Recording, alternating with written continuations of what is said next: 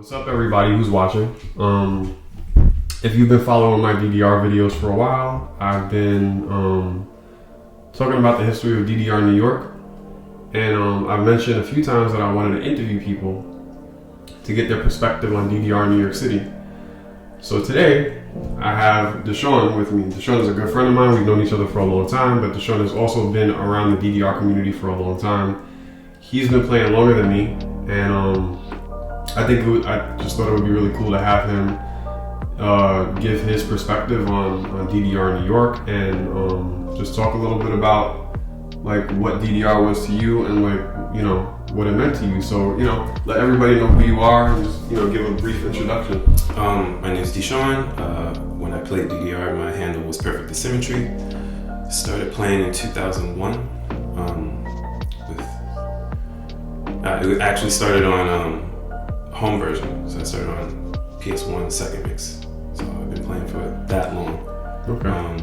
And competed for a couple of years, and then I've just been playing off and on ever since then. Nice. So yeah, I feel like the first question, just to give people an understanding of like your beginnings in DDR, was like how exactly did you get into DDR? Like how did you come across the game, and like what drew you to playing in DDR? I was in college, and we had a rec room in college, and they had it set up. Somebody that I went to high school with named Terrence, he brought his PS1 in, and he had like, at the time I think only second mix and third mix were out.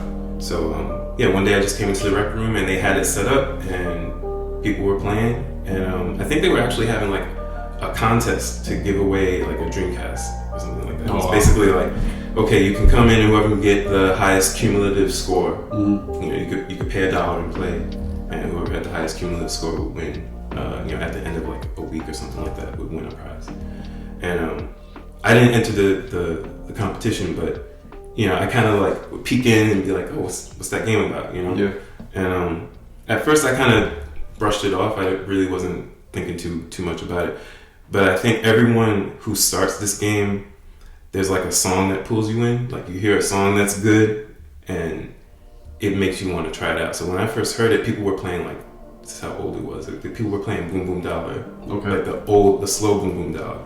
And it got played so much that I was like, I don't know if I want to try this game. And then I think someone played like either Stomp to My Beat or like Doobie Doo, or one of those like more poppy songs. And I was like, all right, maybe if there's songs like this on there, maybe I'll give it a shot. I just started like that. Started playing on a soft pad on PS1 in the college rec room. And that's the only way I played. I didn't have it at home or anything. And so you eventually made your way to the arcades, right? And eventually. So what was the transition like for you, going from playing on a soft pad in college to like going to play in the arcade and eventually discovering that there were other people who weren't in your college who played this game like a lot? What was that like? It was crazy because I didn't even know that there was an arcade version at first. Like I was like, all right, this is a PlayStation game. And then a friend from college, the first place I played in the arcade was, you mentioned it in another video, it was Smiles. Okay. So this is in Queens, right? Yeah, it's in Flushing. Well, it was in Flushing. So a friend from college, he took me out to Smiles. He took a bunch of us out to Smiles. And I saw the machine, and I was like, oh, I didn't even know that this had an arcade version. So they had third mix, and I played on third mix arcade for the first time. And yeah, there were people already there playing, and it was cool. It was nice to like see that, okay, this game has an arcade version, and it has like, I didn't know that there was a community at that time, but it was nice to see that there was interest in the game outside of just like people who knew the game existed on PS1. Because I knew the game was like an import game, and it wasn't easy to come by. So it was cool to see that. And then I learned shortly after that, I learned about Broadway City. And that's when I saw like more people that I would see regularly. Mm-hmm. So yeah, like one of the things that the thing is that like me and Deshaun, technically, if you like take a 10,000 foot overview, me and Deshaun played around the same time period, but we really, like, if you're talking about like 2001 to 2006, we kind of didn't. Like I started later than you. Yeah. So you were around during like the like the beginnings like of DDR. You started playing in 2001, right? Yeah, 2001, February 2001. So you were like around when Third Mix was like the mix. So like, what was that like? To clarify, when I came around, people like Paranoia Rebirth, Afronova, like those were hard. Right. But I had seen people pass them. I'd seen a few people. It was not very common. But like, what was it like to play Third Mix, where like the hardest song in the game were like these 9-footers and like almost nobody could do them? Like, what was the vibe like back? You know, it's weird because like I never experienced the vibe of like, at least for Third Mix when I was playing, I never had the experience of like, oh, here's a song that nobody knows how to do. Like there was always someone who knew how to play everything. There was a guy in my school named John Quo. He was easily at that time the best player I knew because he could play all the 9s on single and double. So he was the first person that showed me that you could play double. I didn't know double existed, but he knew how to do like, back then when I was still learning how to do stuff on basic, he could do like Afronova on double. And it was wild. He was the only person that I knew who could play like that. Mm-hmm. And then when I started going to Broadway City, it was like, there was kind of like this interesting thing where everyone is learning together, you know? So yeah. there was certain knowledge that we collectively didn't have about the game. So we were all figuring it out at the same time. But you would see people know how to do one song that the rest of the other people couldn't, you know? So like, I would come in to Broadway City and I would see Shawn, Ironfoot. Like, he could play Dead End on shuffle back then. And that was crazy to all of us. Like, he would come in, he would walk in, and he would play, and he would, you know, play on shuffle, and then he would go take a break. But it was like no problem for him. When you played in the Third Mix, was Shawn like the best? Like when you started playing, probably the best in New York City. Aside from my friend John, probably the best that I had seen play. Yeah, because he just knew the song list really well, and I don't think a lot of us had that kind of exposure to gameplay like that. Occasionally, you would see other people come in and do something a little bit, but Shawn was very consistent. He was really good. But I think the other thing was like, at that time, the focus for the game was a lot more, I think, about like freestyle and, you know, doing things like that. So you saw a lot more when I was learning about the game and trying to absorb as much as I could about the game. What I would see a lot was, like freestyle videos. There was no footage of people playing Afronova on Expert really, or there was like no Rebirth. The only people that so it was Shawn and then Jimin, because even back then he was stealthing stuff. So I knew that he knew Paranoia Rebirth like back then. In Third Mix. Yeah, Third Mix, like 2001. He already had Rebirth stuff, and he was probably the only person I knew at that time who had something on SSR stuff. Wow. Was Third Mix the mix where you started getting like good and or competitive in DDR? No. Third Mix, I entered one tournament for Third Mix. It was the first Broadway City tournament. And that's where I was like more curious than anything. I was just like, all right, let me see how I can do. I didn't even qualify. Like the rules for the qualifier was like you could pick any song, but it had to be on shuffle. And I think I picked like Dom Dario or something like that. And I got a shuffle that I was like not ready for, and I ended up failing. So I stayed and watched the rest of the tournament. But yeah, I wasn't competitive until after that tournament, because it was one of those things where I had seen the game being played and I just didn't have a real firm grip on what was possible yet. So seeing that tournament, I think that tournament had a really good turnout actually. Some folks from Connecticut came. I don't think a lot of them, you know, you may have mentioned some of them, but you know, like Pierre came and some other people. I know Brian Nugget was there. You know, and I didn't know any of them at the time. They were all, everybody was strangers to me, and it was my first time seeing like a big group of people come together and like, wow, these guys are really good. Like, they know how to do everything. And then people came from Jersey. Jackie, who ended up winning the tournament. Oh, she did win. Yeah. What's her boyfriend's name? She had a. What's his name? Nick. Yeah, Nick. His handle was UNF, but they weren't dating at that time. Oh yes. Okay.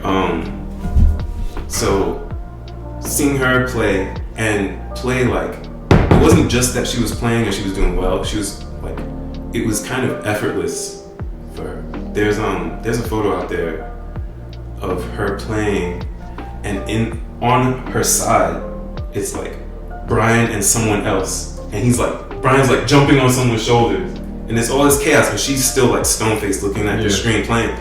And that was like eye-opening for me, just seeing her go through all these songs, and just full combo most of them. You know, like I was like, I didn't know you could do that. Like I was in this headspace where I was like, they don't expect you to do all this stuff. Like, you know, like, and I think that's the headspace a lot of us were in too. Like the game was so new and the game was so young, and we had very little experience with the game that we didn't really know what the physical limits were at the time. So seeing somebody play stuff that had, you know, stuff like that had step jumps in them and turns and all these, you know, things that are commonplace now, and seeing somebody just handle them no problem was really eye-opening for me. I was like, all right, well, now I can like put some effort into like learning more of this stuff. Yeah. Now, like I want to get your perspective on a lot of different things, but I will say that, like, as somebody who didn't know you when I started playing, but heard about you, there was like a lot of like mysticism surrounding Perfect Asymmetry. So one of the first things I heard when I started playing was that you AAA Wonderland on third mix. I never AAA. See, like that was like the show, like before AAAs were a thing. They were like, but you know, Perfect Asymmetry AAA Wonderland. So that was like a rumor that went around. So I never AAA Wonderland. I think I may have flagged like AM3P or something like that. Like, okay. In the arcade, but like just to show like how little, I can't speak for the community, but how little I knew about the game. Like I didn't even know what that meant. Like that wasn't a term. Like getting a flag on something wasn't a term. Mm-hmm. People weren't. They were triple S's back then, but people weren't triple S'ing things in New York, at least that I was aware of. So to get like 1 grade on something, I don't even know if I paid attention until like someone pointed it out to me. Yeah. And even when I got into the point where I was like full comboing 9-footers or whatever, I still wasn't paying attention to my perfect count. Like I think it was actually it was Ironfoot who like pointed it out to me, like, yo, you could actually get like really good at this, because the first 9 I ever full combo was Dynamite Rave. Okay. And I don't remember what my grade count was, but I remember Shawn like being like, yo, that was really good. Like you should keep playing. Like you can do really well. So yeah, I you know, he was definitely like a motivational factor. Jimin too, actually. He would see me play something and be like, yeah, you can do damage with that. Like if there's a tournament, you should enter. Yeah. Coming from like just purely giving credit to Perfect Attack, Jimin Vagrant Fiend was like when I came on the scene, he was already very well established. Yeah. It was like him, Shawn, Jeff, Sarcastic Mofo. Yeah. You and 123 Kid, with other people kind of in the orbit of you guys, but definitely, yeah, Vagrant Fiend, his Paranoid Rebirth style. Yeah. And yeah, he seemed like he was kind of like putting in a lot of work when it came to like the scores. Yeah. Absolutely. Yeah, and it was just a lot of it. I mean, again, I can really mostly speak for myself, but yeah, I wasn't thinking about it like that. I was just trying to I was like, all right, I really like this game, and it wasn't until people kind of pointed it out to me, like, all right, like you could probably hold your own at a competitive level. Yeah. That I was like, all right, well, let me look into it. So it was really fifth mix that you kind of got into the game more competitively? Yeah, and It was fifth mix. It was like fourth and fifth mix because I was still playing in college. So I would play in the arcade, but there was this point where for us in the States, the console releases,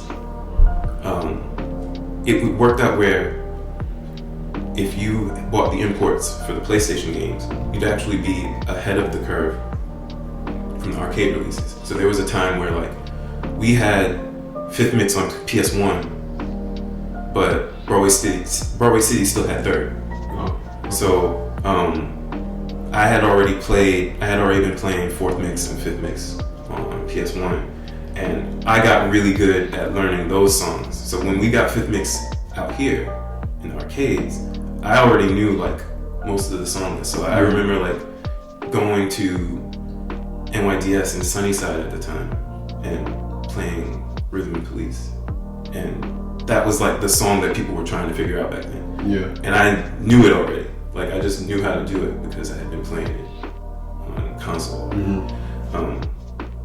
And you know, you make friends quick if you you do something like that sometimes. So that's how I got to know people who were playing there. But yeah, that was it. Fifth mix was when I really started like taking up. Yeah, but when I like, I'd say fifth mix is like the mix that I started playing, and when I was playing, like I ran into most people except you and Shawn. Like I don't think I saw you and Shawn until like later, and when I say later, I mean like a few months after I started playing. Like I had already seen Stefan, Big Matt, Vagrant Fiend, Sarcastic Mofo, but like I heard about you and Shawn way before I actually met you guys. I think the first time I actually ran into you, it was like an NYDS tournament, and I went 0-2. I played you and I played Matt, and you guys beat me. Like that was it. But it was fifth mix that I saw you, and then it was just like like PerfectAsymmetry. Who would you say were like in the fifth mix days? Who would you say were your rivals, or like people who you thought could, you know, if it was in a tournament setting, could potentially beat you, or it would be a close match? Big Matt. Yeah. Yeah. It was weird because it was like it was usually gonna be like it was the weird thing about it was like everyone that you named, everyone had their own schedules. So the reason you didn't see me a lot because I was in school, so I would only come when I had time. So I was playing mostly free time, like in my school's rec room. But if I went to the arcade, it would be like once a month. No, wow. Like that. Like I wouldn't go that often. And then so I wouldn't see anybody else. And I know, you know, Shawn was working. A lot of times he would come after work. So if he was playing at all, it wouldn't be like 2 in the afternoon or something like that. It would be like 6 p.m. 7 p.m. or something like that. And Matt was working, so that kept him from going to a lot of tournaments that I was in and started competing. We played in a couple of them, but yeah, I would say Jimin and Big Matt for sure.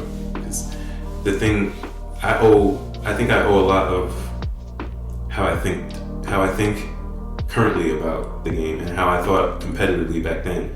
I owe a lot of it to like just back and forth that I would have with Big Matt. Like we would just be casually talking like at NYDS or Broadway City or whatever, and he would come up to me and he'd be like, "Yo, have you ever played this song?" He would like have a song that was you know, had some random thing in it. So he would be like, you know, fifth mix, he'd be like, "Yo, have you ever played like Cat's Eye or something like that?" Oh yeah, that song was kind of tricky. Yeah, so he was that guy, and he always liked playing songs that had like a gotcha in them somewhere. So he would be like, "Yeah, have you ever played Cat's Eye? It's kind of weird." And I would play it and be like, "Oh yeah, that is a little weird," you know. And I would make a mental note of that. And then the next time I saw him, I would usually have something for him like, "Have you ever played this? You know, have you ever played this song?" And he would play it and find something weird about it. And we would have that kind of back and forth dialogue, just like, "Did you know?" It was like a knowledge check all the time. Like, "Okay, did you know about this?"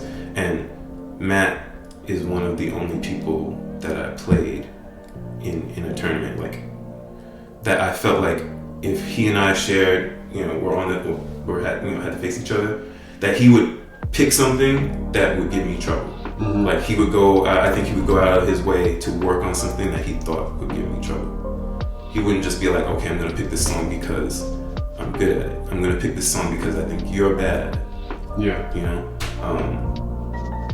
And yeah, that really affected, that molded how I thought about competing. I always tried to pick things that were knowledge checks for my opponent. That's interesting. Matt's always been a factor. I think like if they were given like a Vanguard award for like New York City DDR, Matt would deserve it first because he's been around for a long time and he has put a lot of effort into the game and the community, and Matt's always been like a positive person. Yeah. For sure. You know, it's funny. This may be something that like maybe this is just a me thing, but in my head, like when I saw you play, like I was just like, whoa, I don't really know anybody in the city right now who's better than PerfectAsymmetry. The only person, the match that I always wanted to see that I don't think I ever got to see was you versus Big Gay Seth. Now this may be something that I came up with in my head. We did play each other. He's the only person that I saw back then. It wasn't Steph, and it wasn't even Vagrant Fiend or Matt or Sarcastic Mofo because it seemed like everybody had a weakness. Yeah. I'm talking about fifth mix. This is like fifth mix. Oh yeah, we never got to play each other in fifth mix. So in fifth mix, it was just like, yeah, like if Deshaun plays something, he's gonna double A it, and really nobody else can do that until I saw Seth play. Yeah, Seth. I learned about Seth. You mentioned this tournament. I don't remember where it was, but it was like upstate somewhere. Yeah. And I remember. There were lots of tournaments that I didn't go to. Yeah, you did. I don't think you. Yeah, I didn't travel. I didn't travel. Did, but I don't think you went to. Yeah, I didn't really travel. I traveled maybe once or twice to like a couple Jersey tournaments, but I didn't travel far. And that tournament, I think I want to say Matt had an upset moment at that tournament. Like he had a really good pick in that tournament. But I remember Matt coming back to me after that tournament and him telling me like, yo, I think he could beat you. Like, is that? Yeah, he was like, I think you know, he's like, he's really good. Like, I don't know. He was like, if you guys played each other, if he didn't beat you, it would be really close. And at that time, I hadn't really heard that. Yeah. You know, I had never heard anybody say to me like, yo, this guy's like, he's good. Like I've heard people say, okay, this player is good, that player is good. But I've never heard anybody, especially somebody who competes with me, say like, yo, I think he could beat you if you're like, if you're not on top of your game, then he could beat you. If that was something that I wanted to see back, like when I was just like a regular player, like that was it. Cause like I just never saw anybody besides you back then get like SDGs on fifth mix stuff. Like it was very uncommon, and like I don't really know who would watch these videos, but like I know a lot of the people who watch these videos, like to them, like they'll think about SDPs and like, but like back in the fifth mix days, like Deshaun was getting under 10 greats on stuff, and that was so rare. It was like seeing somebody get under 10 perfects on something now. I think that's still a thing, right? Like if somebody does that, it's like impressive still, like on a hard song. Like that's how greats were in fifth mix, and Deshaun was like one of the only people who was doing that a lot. But Seth, who was from Vermont, was like that tournament that was in the movie theater in Crossgates was like, it was just like I can't believe that somebody else could do that. So it was just interesting. I wanted to ask you that because so you guys played in seventh mix, which we'll talk about later. Right. You guys played in seventh. But yeah, in fifth mix, I had heard about him, and the thing that I remember Matt mentioning was that he's like, he's good at everything, and even like the weird stuff. Yeah, that's what stood out, and that's what kind of like gave me pause, because like usually when someone said when I heard that someone was good, they were usually good at the stuff that everybody else played. So like, okay, this person's good, and that means they can play like Paranoia, and they can play Afronova or whatever. They can play like the stuff that's popular. But Matt would get them because they didn't know like God of Romance. You know what I mean? Like he could take them out easily because again, song knowledge. So he would pick something like God of Romance, which is a chart that is really easy in the middle, but the bookends of it are really hard, and people didn't know how to do those parts. Is that an ace? No, right? No. Okay. But you know, the beginning of that song and the end of that song, are really difficult. Yeah. And in the middle is nothing. And people didn't know that song. So someone like Seth, he would know all the weird songs. You know, he would know, like, if we're talking fifth mix, he would know something like "Get Me in Your Sight" or like "Gotcha," or I think at that tournament, "Shake Your Booty" got picked. Okay. And from what I understand, like, it was a mess. It has like one really weird rhythm in it that either you know it or you don't. Mm-hmm. And it was that kind of thing. And I don't remember if Matt would have to tell me about the details, and I don't remember whose pick it was, but I remember that being like a big issue because it was like, yeah, nobody plays that song. Yeah. You know? There were a lot of good songs at Fifth Mix. I was gonna ask you, like, what were some of the songs that you think had an impact on the community before Maxx and Maxx 2, but you just named a bunch of them. Like, a lot of those songs were tricky, and I was like, that was my thing. Rhythm and Police was my thing, and I really don't think that Rhythm and Police in and of itself was that hard. Back then it was a stamina drainer, and it was a 9-footer, so it was a difficult song, but I feel like it wasn't synchronized correctly on Fifth Mix, but I played it so much that I didn't care. Like, I just really liked the steps. Right. And I think that, like, I had mentioned that I was in a tournament where I picked it on Jimin and I beat him, and I don't think that it was that Jimin couldn't do it, because he played difficult stuff. I just think that if you didn't play Rhythm and Police enough, like, wherever it drifted in and out of synchronization, you would get greats. Yeah. And I just played it so much that maybe I subconsciously, like, picked up the steps. Yeah. But Fifth Mix had some good stuff that either came back later on or just never made its way back into DDR. And it seemed like it had not all, but most of the fourth mix stuff, which was also tricky. Yeah. I mean, fourth mix was, there's certain, like, milestones where you could say Konami, like, tried to step up the difficulty, and like fourth mix plus was one of those, because that's when they introduced like these like S-Maniac steps for some charts that were easier before. So like, I think that's where the Xanadu chart is from. Ooh, Xanadu. That song was messed up. Actually, yeah, it's like, there's a few songs. There's Xanadu, there's a second mix song called Love, which is my personal favorite of the ones that got like new Maniac steps. Mm-hmm. But that's where my Fyre chart is from. Yeah. So that was them like ramping it up a bit. And you know, there were songs like, there was a song Follow the Sun that had a really easy chart in third mix, and then it wasn't a really hard chart in fourth mix, but it was harder. Right. So yeah, that's one of them. And then of course, Maxx was like another notch above. Yeah. You know. I just want to mention real quick, just to anybody who's watching, that like, I want to get anybody's perspective who I'm interviewing, but Deshaun still actively plays DDR. So it's not just like he's saying like these songs are hard. Like, he's speaking from the perspective of somebody who used to play and also somebody who currently plays. Right. So he understands what difficult is.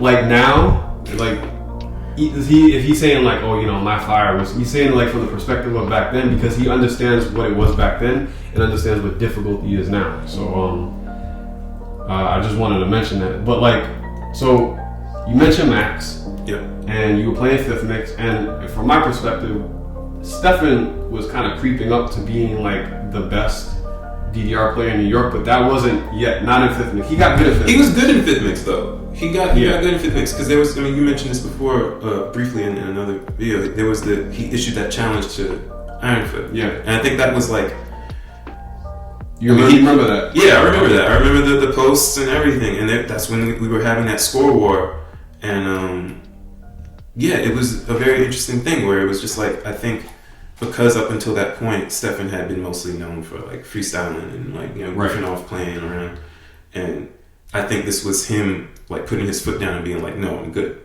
You know, like, I'm good and I'm going to show you that I'm good. And you know, I think after that, everybody heard him. You know what I mean? Yeah. But he wasn't.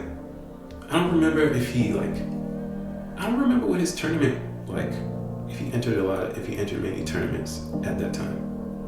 I don't remember. I would see him, but I don't remember like playing or like playing against him or anything. At that time. He had a thing that I wanted to talk about when I interviewed him. He had like a back and forth with the Long Island people, like a real back and forth. It wasn't just like a video game thing. And I think he was going out to Long Island for a while. But yeah, Stefan really he did get better, but at this time, like at the end of fifth mix and the beginning of Maxx, like he was still, from the perspective of somebody who was like one of like 50 or 60 okay DDR players, you were like the best, like by a large margin. And then Maxx comes out. Right. So, I just wanted to ask you this real quick.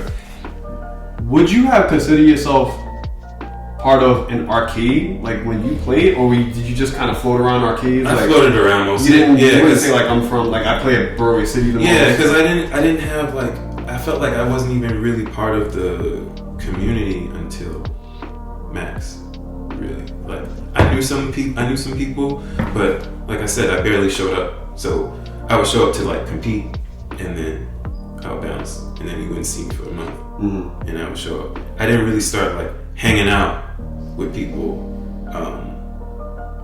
like outside of the game and like making a day of going to the arcade or anything like that until like Maxx 2.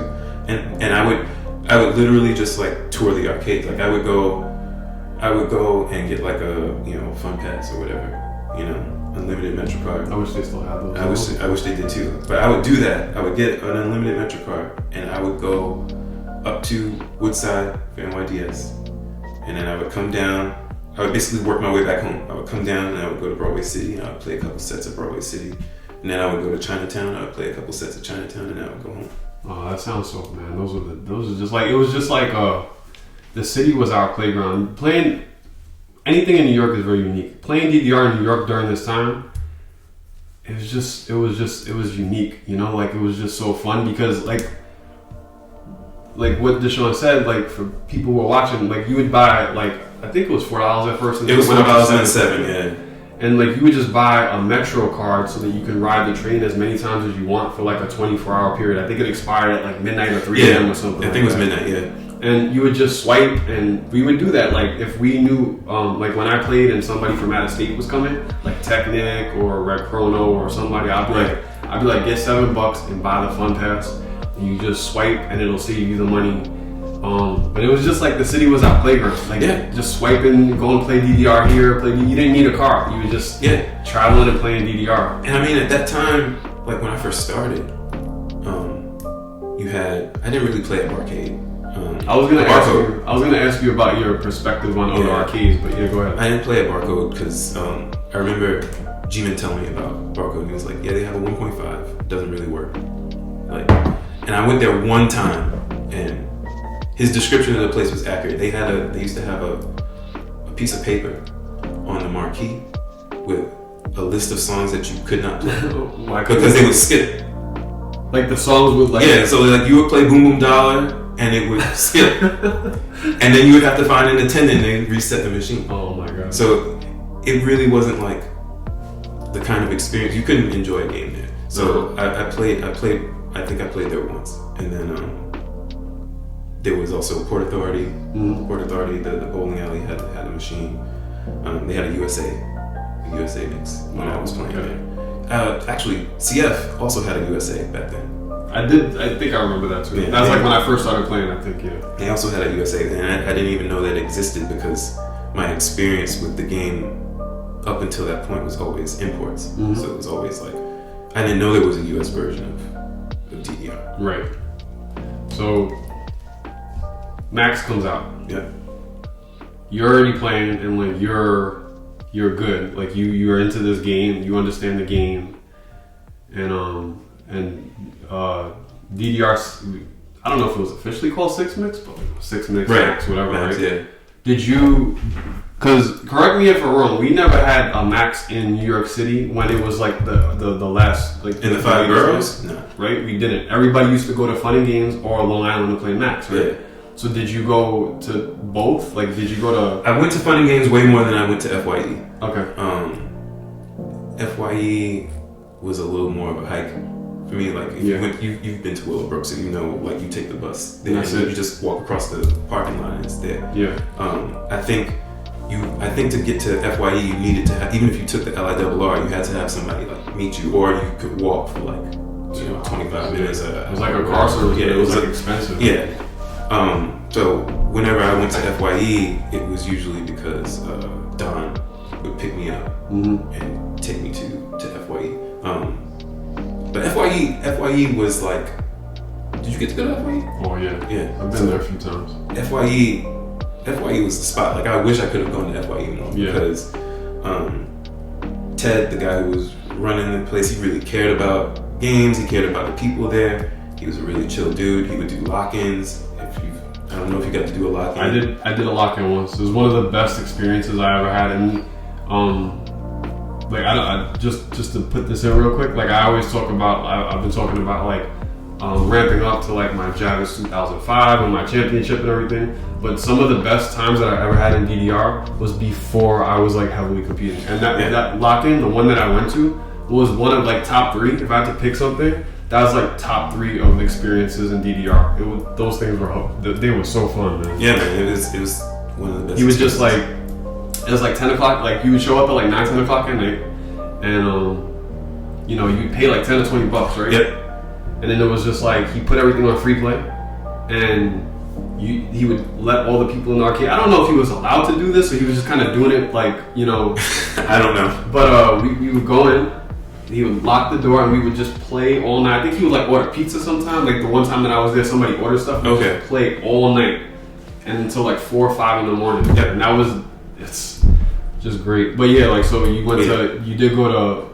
I played Maxx at Fun and Games the most, and then I played it at FYE a couple times. But so mostly at Fun and Games. What was your take on Maxx 300 when it came out? I mean, it was, none of us were passing it when it first came out, so it was just like, it was weird because it didn't take long for like news to break about Yasu. Mm-hmm. So we knew it was beatable. Like we knew it was beatable. We just knew none of us could do it.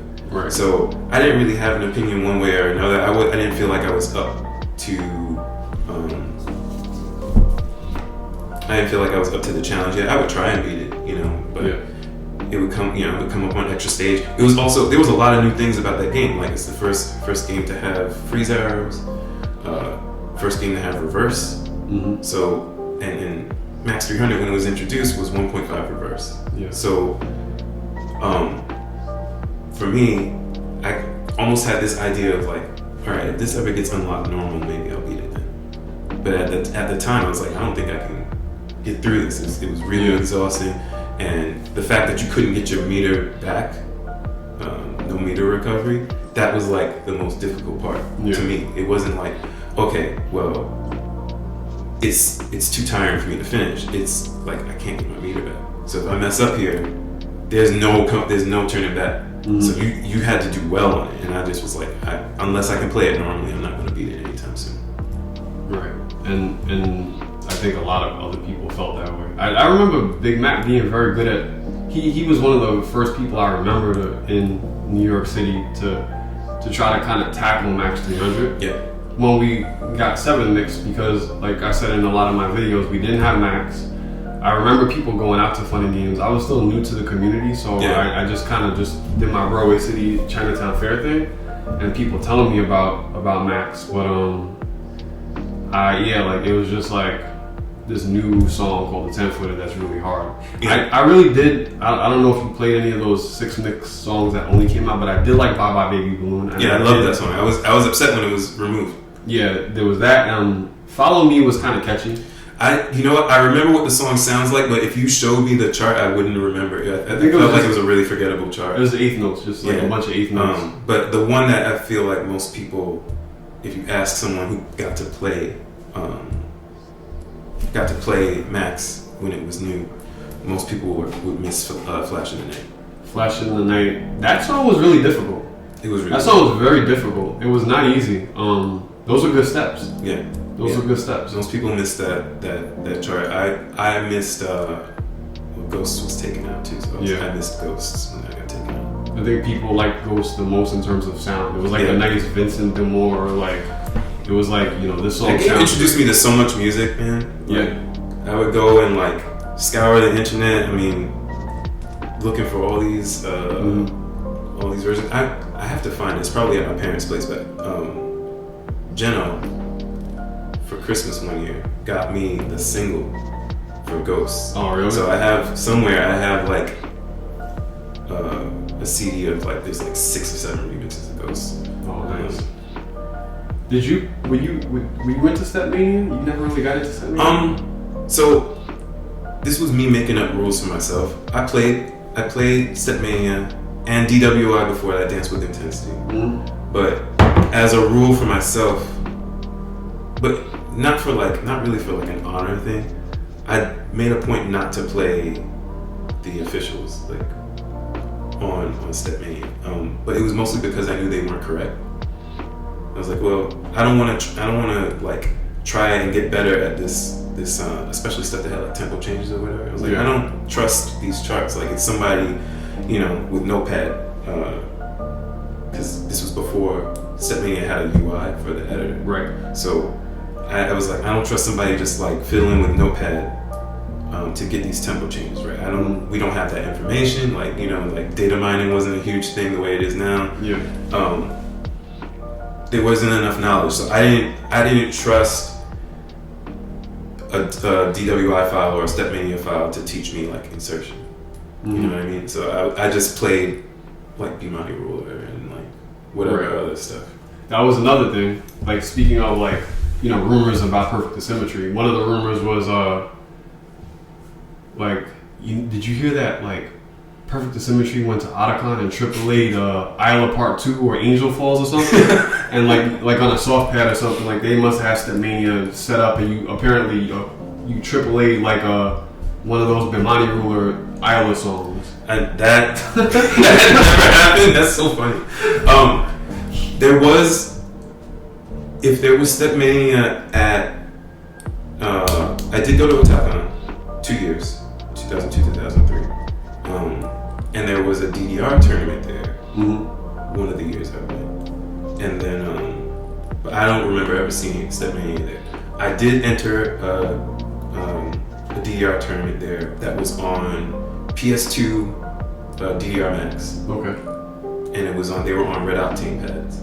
Oh. And, back then, Red Octane pads were like, those were like having Stepmania X pads now. Like they were really good. Yeah, they were on Red Octane pads, and that's where I met Max Paranoia.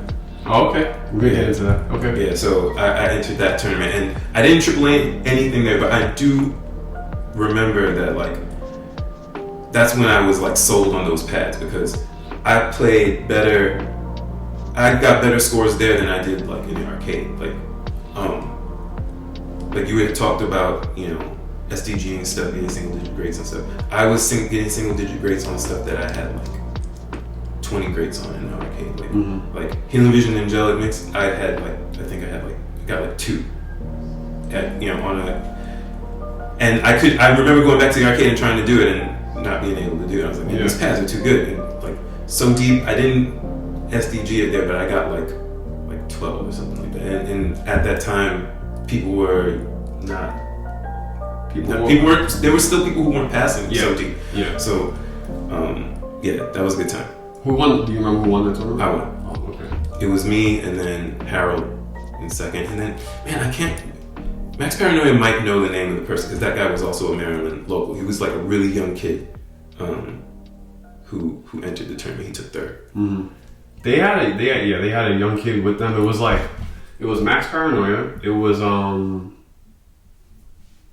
White Silence. It was Big Goblin, and then the guy from Sportsworld. What was his name?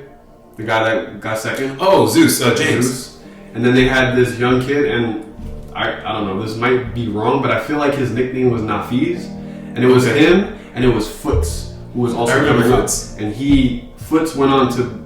Like he played DDR and he had a lot of AAAs as well. And he was good, and he wound up getting into the fighting game community, and he was good. He was like kind of okay in Tekken 5 and Tekken 6. Okay. And he played a little bit of Marvel 3. So but they had a good scene down there. So maybe it was the same kid that got third. It might have been, but yeah, that I mean we can talk about that when we get to it. But that was another. It was nice, a nice experience because like that was also my experience with another community, like finally seeing somebody like, oh, okay, you're local to this area, you're local to the DMV area, and you play out here, and you're really good.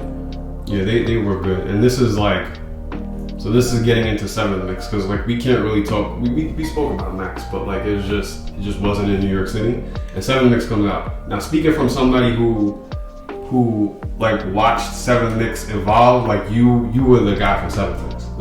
Like nobody was really messing with you in 7th Mix. And I have this one memory.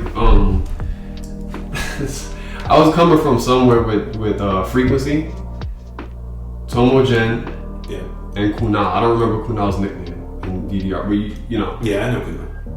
And I remember I was like, okay, like I was okay at DDR. Like I wasn't as good as you and Stefan and Mac, but I was okay. And I was like, you know, competitive. And I remember they were talking about you, and this got me really jealous, mad, because at the time I was just trying to come up, and Kunal's like, yeah, Deshaun's like a human metronome. I was like, what? He can't be that good. Like he's not that good. They're amping him up. Like in my head, I was saying, like they're gassing him up. Right. But I remember him saying that because the only other, I wasn't really into music like that. And the only other time I heard the word metronome was in the practice mode for DDR home version. Right. And he's like, hey, Deshaun's like a human metronome. Like he's not that fucking good. There's no way he's that good. But yeah, 7th Mix comes out. Aside from the 10-footers, which we could talk about again in a little bit, what were some of the songs that you remember like made an impact on you and the community in 7th Mix? I mean, I always liked trance stuff when I was playing. So like Drifting Away was my favorite Max 2 chart. Period. And then I also liked anything that had like just like a weird rhythm, or like I wouldn't even consider it a weird rhythm. But just, you know, I didn't like songs that just had straight eighth notes that much. I found them to be boring compared to the other stuff. So I would play them to like make sure I was familiar with them. But you wouldn't really see me play like Paranoid Evolution or, you know, something like that. I would go and play like Eversnow and Drifting Away, and On the Jazz was later, but On the Jazz, you know, like stuff that had weird rhythm syncopation and stuff. Yeah. So I was always drawn to stuff like that. You were well known from like my tier of people, like up and comers, as like being good at what came to be called the sorrow songs. Like, you did you triple any of those, or you just got really low grade counts? I flagged all of them. In 7th? Wow. In 7th Mix I had flagged I Feel, and I SDG Rain of Sorrow. Nobody was doing that back then, really. Like, you know, like maybe Jimin was. I think Jimin was really upset. Like Vagrant Fiend was like, I think he was like, somebody. I feel like it was him. Was like really into I Feel. Like, you gotta learn this song. But he's the one who put me on to I Feel. That's why he was mad at me about it, because he was like, yo, this is my fault. Okay. Yeah, so he put me on to I Feel. He was like, hey, you should play this song, because he was really into Akira Yamaoka. Okay. And yeah, because he had put me onto the song, not a DDR song. This was a DDR song later. I think it was like, was it the theme song to Silent Hill? Yeah, because Akira Yamaoka did the audio. Well, he produced it, but he also did the audio for the Silent Hill games. Mm-hmm. And he was a big fan. Jimin was a big fan of Silent Hill, so he would get into his stuff in DDR as well. Mm-hmm. But he put me on to I Feel. He was like, yeah, this song is really good. It's tricky, but you should learn it. And Rain of Sorrow. That was a really rough song back then. That song was rough. That was. I feel like if you had to rank them in terms of difficulty from trickiness, I didn't really play Drifting Away that much. I know that to stick to Drifting Away, yeah. But if we're not counting Drifting Away, I would put Rain of Sorrow above like I Feel, Tears, Vanity Angel. I would put it up there. It was really tricky. That song was Rain of Sorrow for sure. And the thing is, like, you didn't have a lot of exposure to that kind of rhythm, and this was also when like Oni courses got introduced. Yeah. So, I've mentioned this before, but there were so many things that we do, that people who play now do and take for granted because it's just considered part of like how you play in the meta, that we weren't doing back then. So like the idea of like ghost stepping, nobody ghost stepped. You did. So you did not. Why didn't you do that? I didn't, because I didn't want to give it away to my opponent or anybody else. But I would always do other stuff. Like I would like tap my fingers together, or like do something that was not audible, but I could get like a tactile feedback. So I would like tap my leg or like, you know, touch my fingers together or whatever to keep time. But I wouldn't go step because I didn't want anybody else to learn what I already knew. Okay. But there were people who knew, there were people who would ask me to play a song, like the metronome thing. Like, there were people who would ask me to play a song because they didn't know how a certain part went. So they would ask me to play it, and then I would play the song, and they would just listen. And they'd be like, oh, that's how that goes. We all used to listen to you play. Like, after you start playing, we would just like listen to you for the assistant, just to see how it would go. Speaking of things that you did not do, you know, I got into it a lot with people when I was like at the top of my game for pushing and being adamant, and maybe it was like how adamant I was about not using the bar and not using speed, but you were also, you didn't use speed even with Maxx 2 and Extreme, and you did not play with the bar. Yeah. And maybe those are for two different reasons. So talk about like what it was about that. Was it a pride thing? Like, 'cause for me it definitely was. Yeah. And maybe for you it wasn't or it was, but like, why didn't you play with speed and why didn't you play with the bar? I didn't play with the bar. I think the bar thing was mostly a pride thing. Okay. It was just like, well, I haven't needed to use it up until now, so I didn't feel a need to use it, to ever use it. Yeah. And then speed wasn't a pride thing at all. It was just that I knew I could read stuff without it, so I didn't feel the need to use speed. And the other thing was I like playing Oni courses, and Oni courses didn't allow speed. Right. So I was like, well, it's not gonna help me. It's not gonna help me get better at this course if I play it at 2x. I'm not gonna be able to get this. I didn't feel confident that I would be able to perform as well in an Oni. Like I felt like it would work against me. So I just kept playing at 1x. That makes sense. Yeah. That's also why I didn't. Well, there were two reasons why I didn't like solo, but I didn't like solo for the same reasons. Like, well, I'm gonna have to learn how to play Vivid anyway. Right. So I played Vivid, and but yeah. I didn't really solo that much. I didn't like solo. I didn't like solo because solo was bugged. So in the Maxx series, so Maxx 1 and 2 Extreme, if you pick solo, it forces me to pick solo. Oh, I didn't know that. You can't have player 1 on Vivid and player 2 on solo. The only option you have available to you if the other person picks solo is you can make it flat. Oh wow. Which just makes all their arrows orange, I think. Right. And I hated that because I found the colors really like harsh. I preferred the regular Vivid cycle. And yeah, but a lot of people swore by like 2x solo. That was like the norm for a while, especially in Extreme. Like people played 2x solo a lot. Yeah. What was the arcade scene like around this time, like during 7 Mix for you? Like, do you remember like kind of where the arcade scene was in terms of New York City? It moved around because it was like every place had their. I feel like it's very similar to what you experienced, like the places that were like hot at different times. So I feel like NYDS would like have more like, okay, we're gonna have everybody come out. It wasn't like a specific day of the week or anything. They would just be like, hey, let's all get together. Let's you're gonna come on Wednesday or whatever, and people would come out. Broadway City, I was never really a part of the busiest times of Broadway City, but I know Broadway City was always like super hot on Fridays, late night. But I had already like left by that time.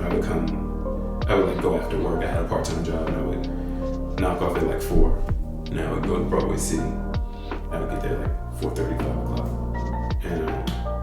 And I would stay for like a couple hours because Broadway City was really expensive. Yeah. And usually by the time you had mentioned like Wojtek and Andre, usually by the time I got to the arcade, they had already gone home. Like they had already knocked off for the day. Yeah. So all my games were coming out of my pocket.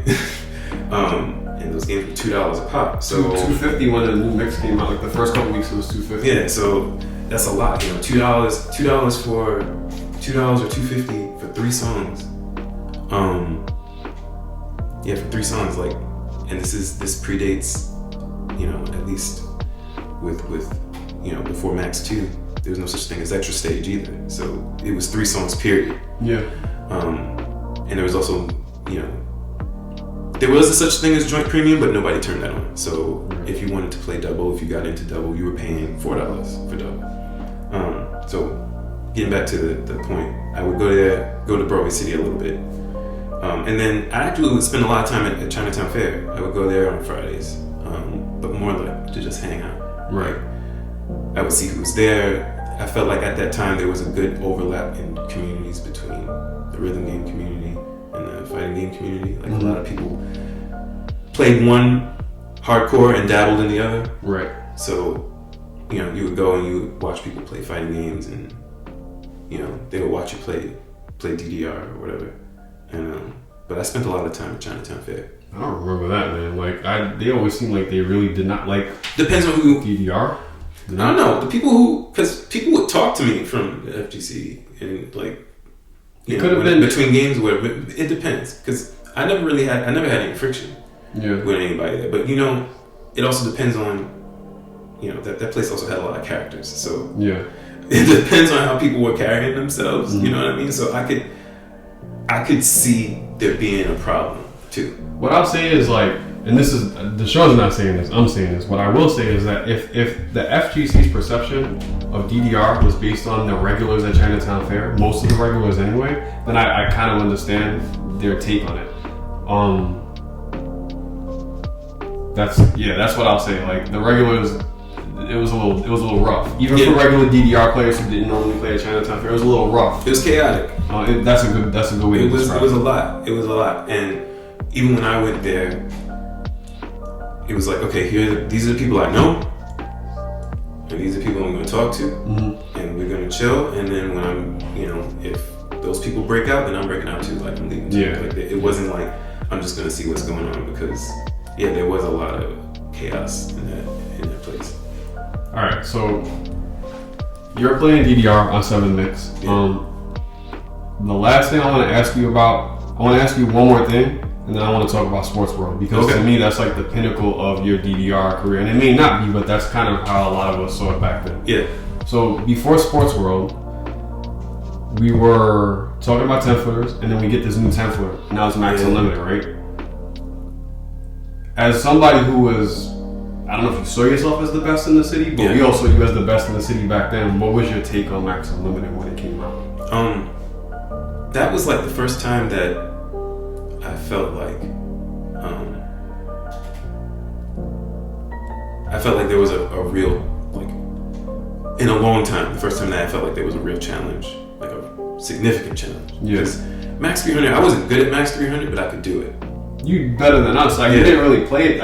I want to ask you about that too later on, but you didn't really play 10-footers like that. But if we saw you play, you were still better than us at them.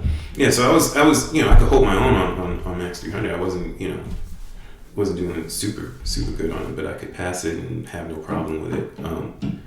But Maxx Unlimited, like, that took me out. Like, when I would play Maxx Unlimited, I was having, even like after it got unlocked official, it was a toss-up whether or not I cleared it. It was like really exhausting. It had introduced a lot of steps, like step types and things like that we hadn't seen before. It was stamina intensive, but it had like all the step jumps and all that stuff. It was something very different, and it also had like Maxx 300 was this, with the exception of the stop. It was a consistent BPM. Right. Maxx Unlimited, it goes to 140 and it goes to 280, and it does these changes and the stop and all that other stuff. It was a lot to consider. Yeah. And that was the first time that I really saw that I really felt like, wow, they're really like doubling down on. They really did. On 10-footers. Like, this is gonna become a thing. They're not there yet, but like this is gonna become a thing. I was like, man, this song's gonna be a problem, But I didn't feel like, at least at that time, I didn't feel like it was gonna be a huge issue, only because, and I've said this before to other people, but like at that time we only had 2 10-footers. So like the way I saw it, they weren't tournament viable yet, because it was like, well, if you enter a tournament and you play, if someone knows how to do Max Unlimited, how do you counter Max Unlimited? Like, if someone knows how to do Max Unlimited, that's it. Like, that's the game. Mm-hmm. Even if that person knows how to do Max 300, it doesn't matter. Like, there was still the weird thing is, I think Max 300, like in terms of step count, not combo, I think Max 300 and Max Unlimited have the same step count. But Max Unlimited is so much harder. Yeah. And yeah, it was just something that was interesting. And I didn't practice it that much because one, it was hard, but two, from a tournament perspective, people weren't considering it really. Yeah. You know, it wasn't until like around the time of Sportsworld that it was like, all right, this is a thing. You know. Yeah. And so that leads us into Sportsworld. Now, Sportsworld is this arcade in New Jersey. I had only been there. I feel like I've been there twice, but I went there the following year for a tournament. I feel like I was there with Sammy. Maybe I was there one time, like not tournament, not for a tournament, but I didn't go to this tournament that you entered in Sportsworld. But we can't really just talk about Sportsworld. Yeah. So you go into like this tournament is happening. Sportsworld. Now, was it the prize that attracted so many people from the DMV area, or like was it just like a tournament where everybody? Because people in Connecticut were there too, right? It was interesting because like people from Connecticut, obviously Jersey was in Jersey, so a lot of people from Jersey came. New York came out. Was Long Island people there? Besides, like not for freestyle, but like for tech. You know what? I don't remember. Okay, they might have been. There was one person that entered from Florida. Oh wow! This guy named his handle was Eagle Boy. Mm-hmm. He entered. But yeah, it was like a good turnout, and it was a wild time because like I think the next day or a couple of days later was the first. It was called Kings of the Coast at that time. Mm-hmm. It was the first of that tournament at the break, and I remember contemplating like which one of these do I go to. I'm not going to both. Yeah, I gotta pick one, and I chose Sportsworld. And I'm pretty sure it was just because it was the prize. I was like, all right, chance at $300 is like pretty good, and I think it was also because I had heard that people from Maryland were coming, and people like a lot of people were coming, and people that I hadn't had a chance to play against. So like Antonio, WBR. He was doing options at that time, and this tournament allowed options. Oh, it did? I did not know that. Okay. So I was like, yo, that'll be really cool, you know. And Jersey was really on this. They were all about options at that time. Like they were doing 6 option. Way more than we were. I remember he was doing that. I didn't know that. He wasn't the only one doing it, but he was definitely like far on. I would say he had an advantage over. He was probably the best at it. I think I just must have forgot to mention. But other people did it. Yeah, he deserves a little bit more credit. Yeah, okay. He did a lot. He did a lot, and I mean, I would say I probably wouldn't have started doing it if he hadn't started doing it. So I would do it, and the appeal of that made me want to go. It's like, yo, it would be cool to like see how it is to like play against someone who does 6 option all the time. Yeah. Play against someone who is playing S4R and all these other things. Like tournaments out in New York didn't do that really. Right. So I was really intrigued by that. That was really enticing. One thing that I remember hearing about this tournament that I'll just say I stole this from you. Like I was influenced by you to do this was like the mind game aspect of it, because DDR, if you look at it from a surface level, it's just like it's a dancing video game. You know, you scroll to the song and you pick the song. Yeah, it's not like it's like an overhead unblockable, right? You know what I mean? But you used to you kind of introduced mind games into DDR. If anybody did it before you, I'm not aware of. But there were some there were mind games involved in this. Chatting with people online and like kind of psyching people out, right? Yeah. Can you talk a little bit about that? Yeah. For me, I mean, you mentioned mentioned fighting games have come up a few times, but and I didn't play fighting games competitively, but I love fighting games. And for me, it felt, if I could make a parallel to it, it felt like, for me, it was like zoning. Like, I wanted to control what I felt like you knew about the game as much as I possibly could. So, when you zone in a fighting game, you're controlling space, right? I can do this move and it controls horizontal space, so that means you can't move there. I do this other move, it controls vertical space, it makes it harder for you to jump. You gotta think about what you do. For me, when I would play against someone in a tournament, I wanted to make them feel like their options were really limited.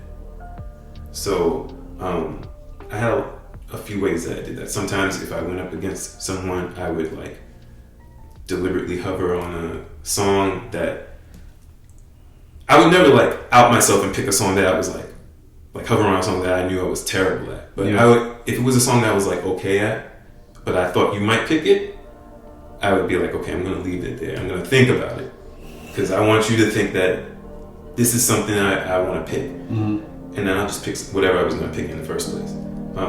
There was that.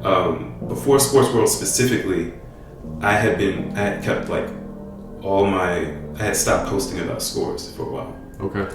And on DDR Free, they had the forums were separated by region.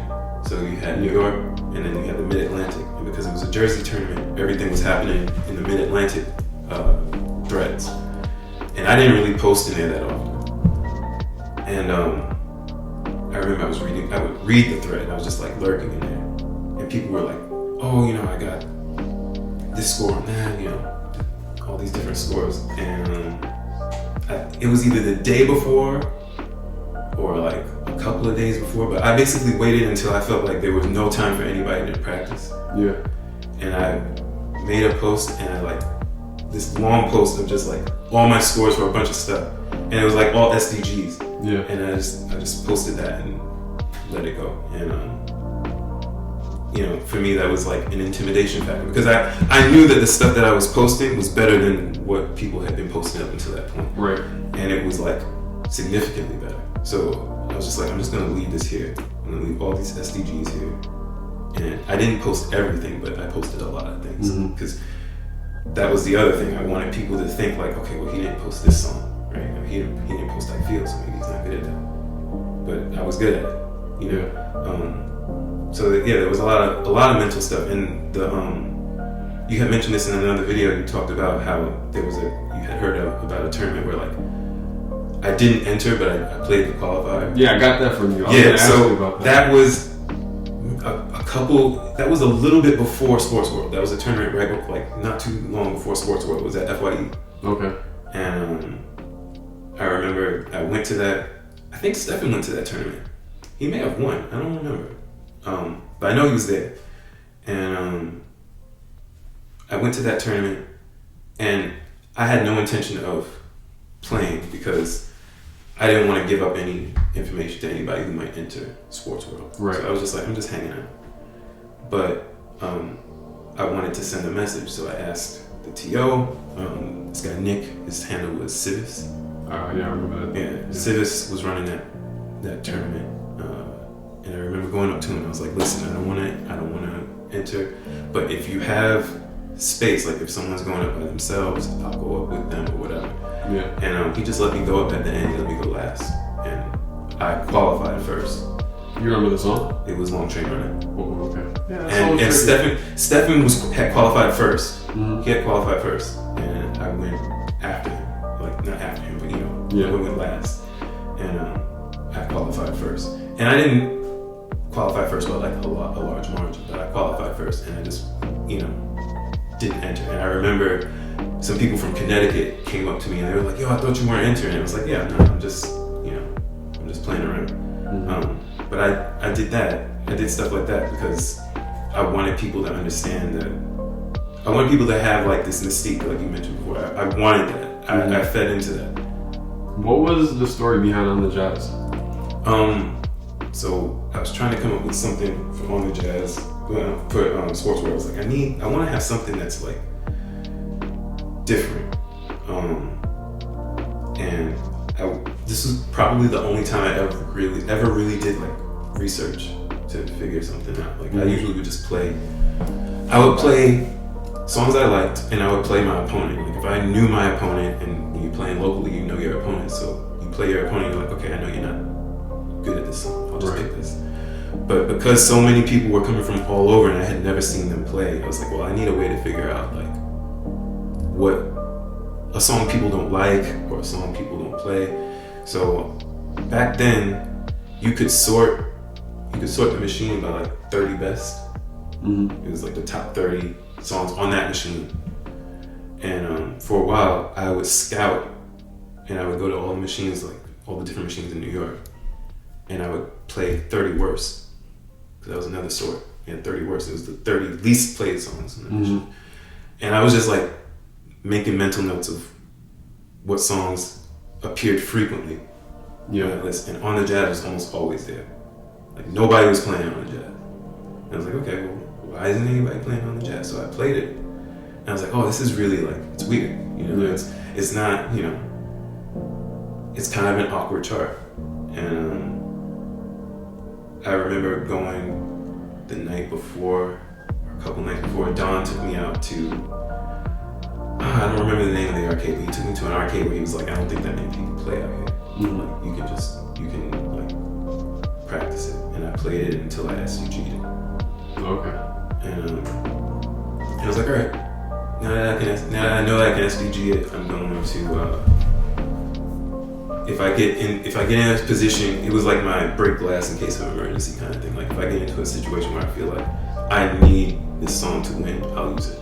Didn't you message something? Like was it Max Paranoia where like he was trying to feel you out, or like? We used to send. So the Max Paranoia story was not related to On the Jazz, but it was related to the qualifier. So Sammy could probably comment on this at some point, but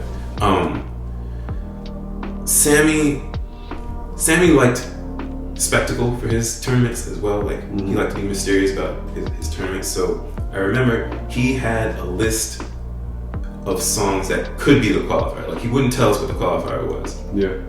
He was just like, it might be one of these songs. I don't remember how many songs there were. So everyone's speculating about what song they think it is.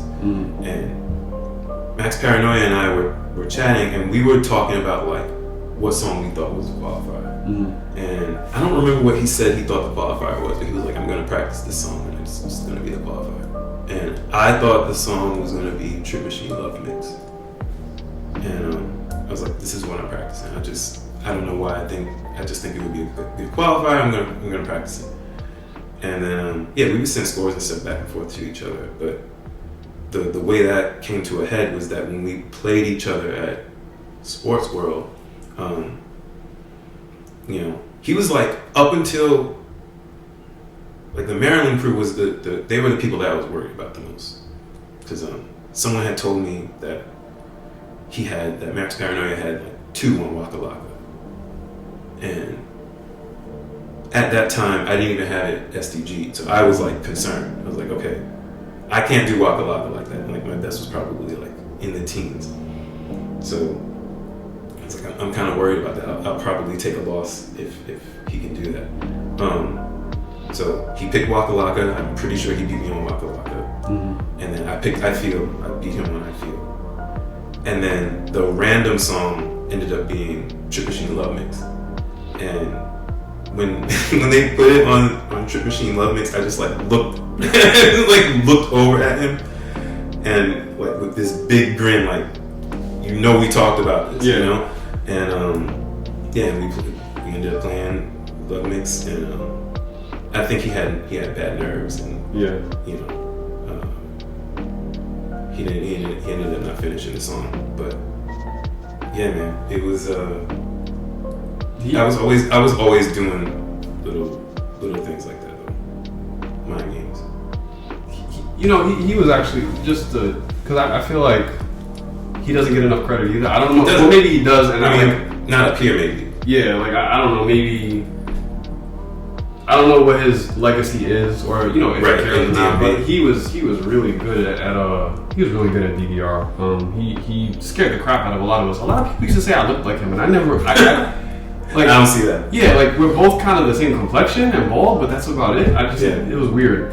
So okay, so you go through the tournament, like all these mind games, and like this is like at the height of like this is like the DDR golden age for a lot of people. Not just me. It's not just me saying that. Like a lot of people will say like the beginning stages of DDR, third mix, fourth, fifth, sixth, seventh, extreme, up until extreme. This is like the DDR golden age. So like kind of like what you said about like you're discovering as you go along things that we didn't even know. Maxx Unlimited, I feel, On the Jazz, Drifting Away.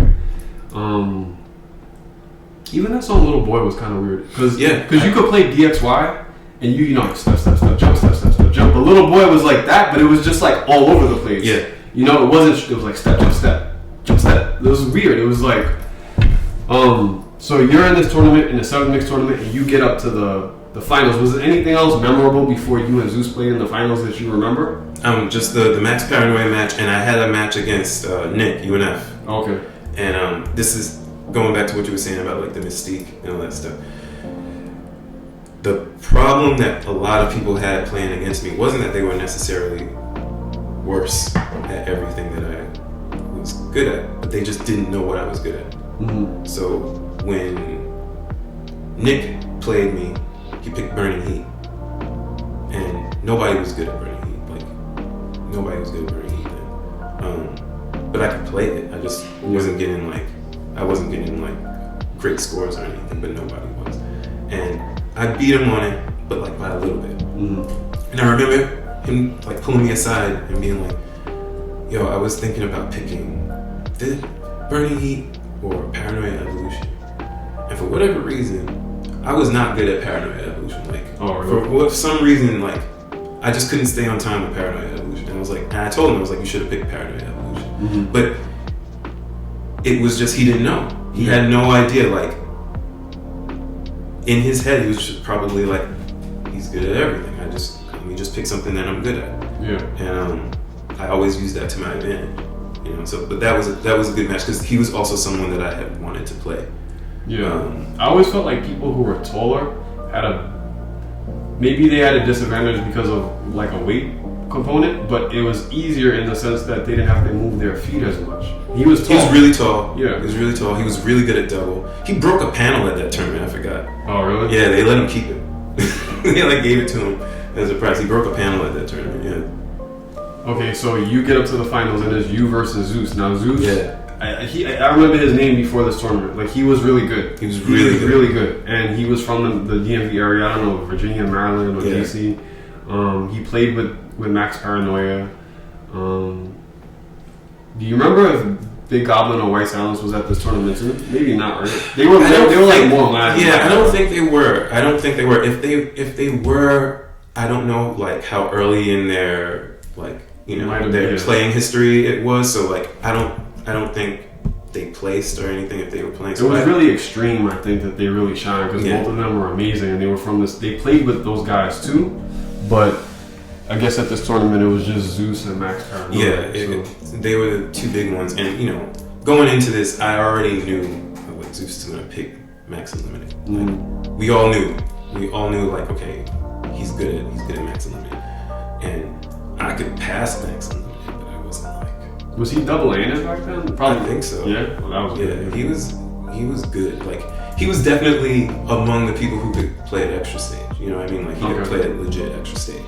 And there weren't that many people who were doing that at that time.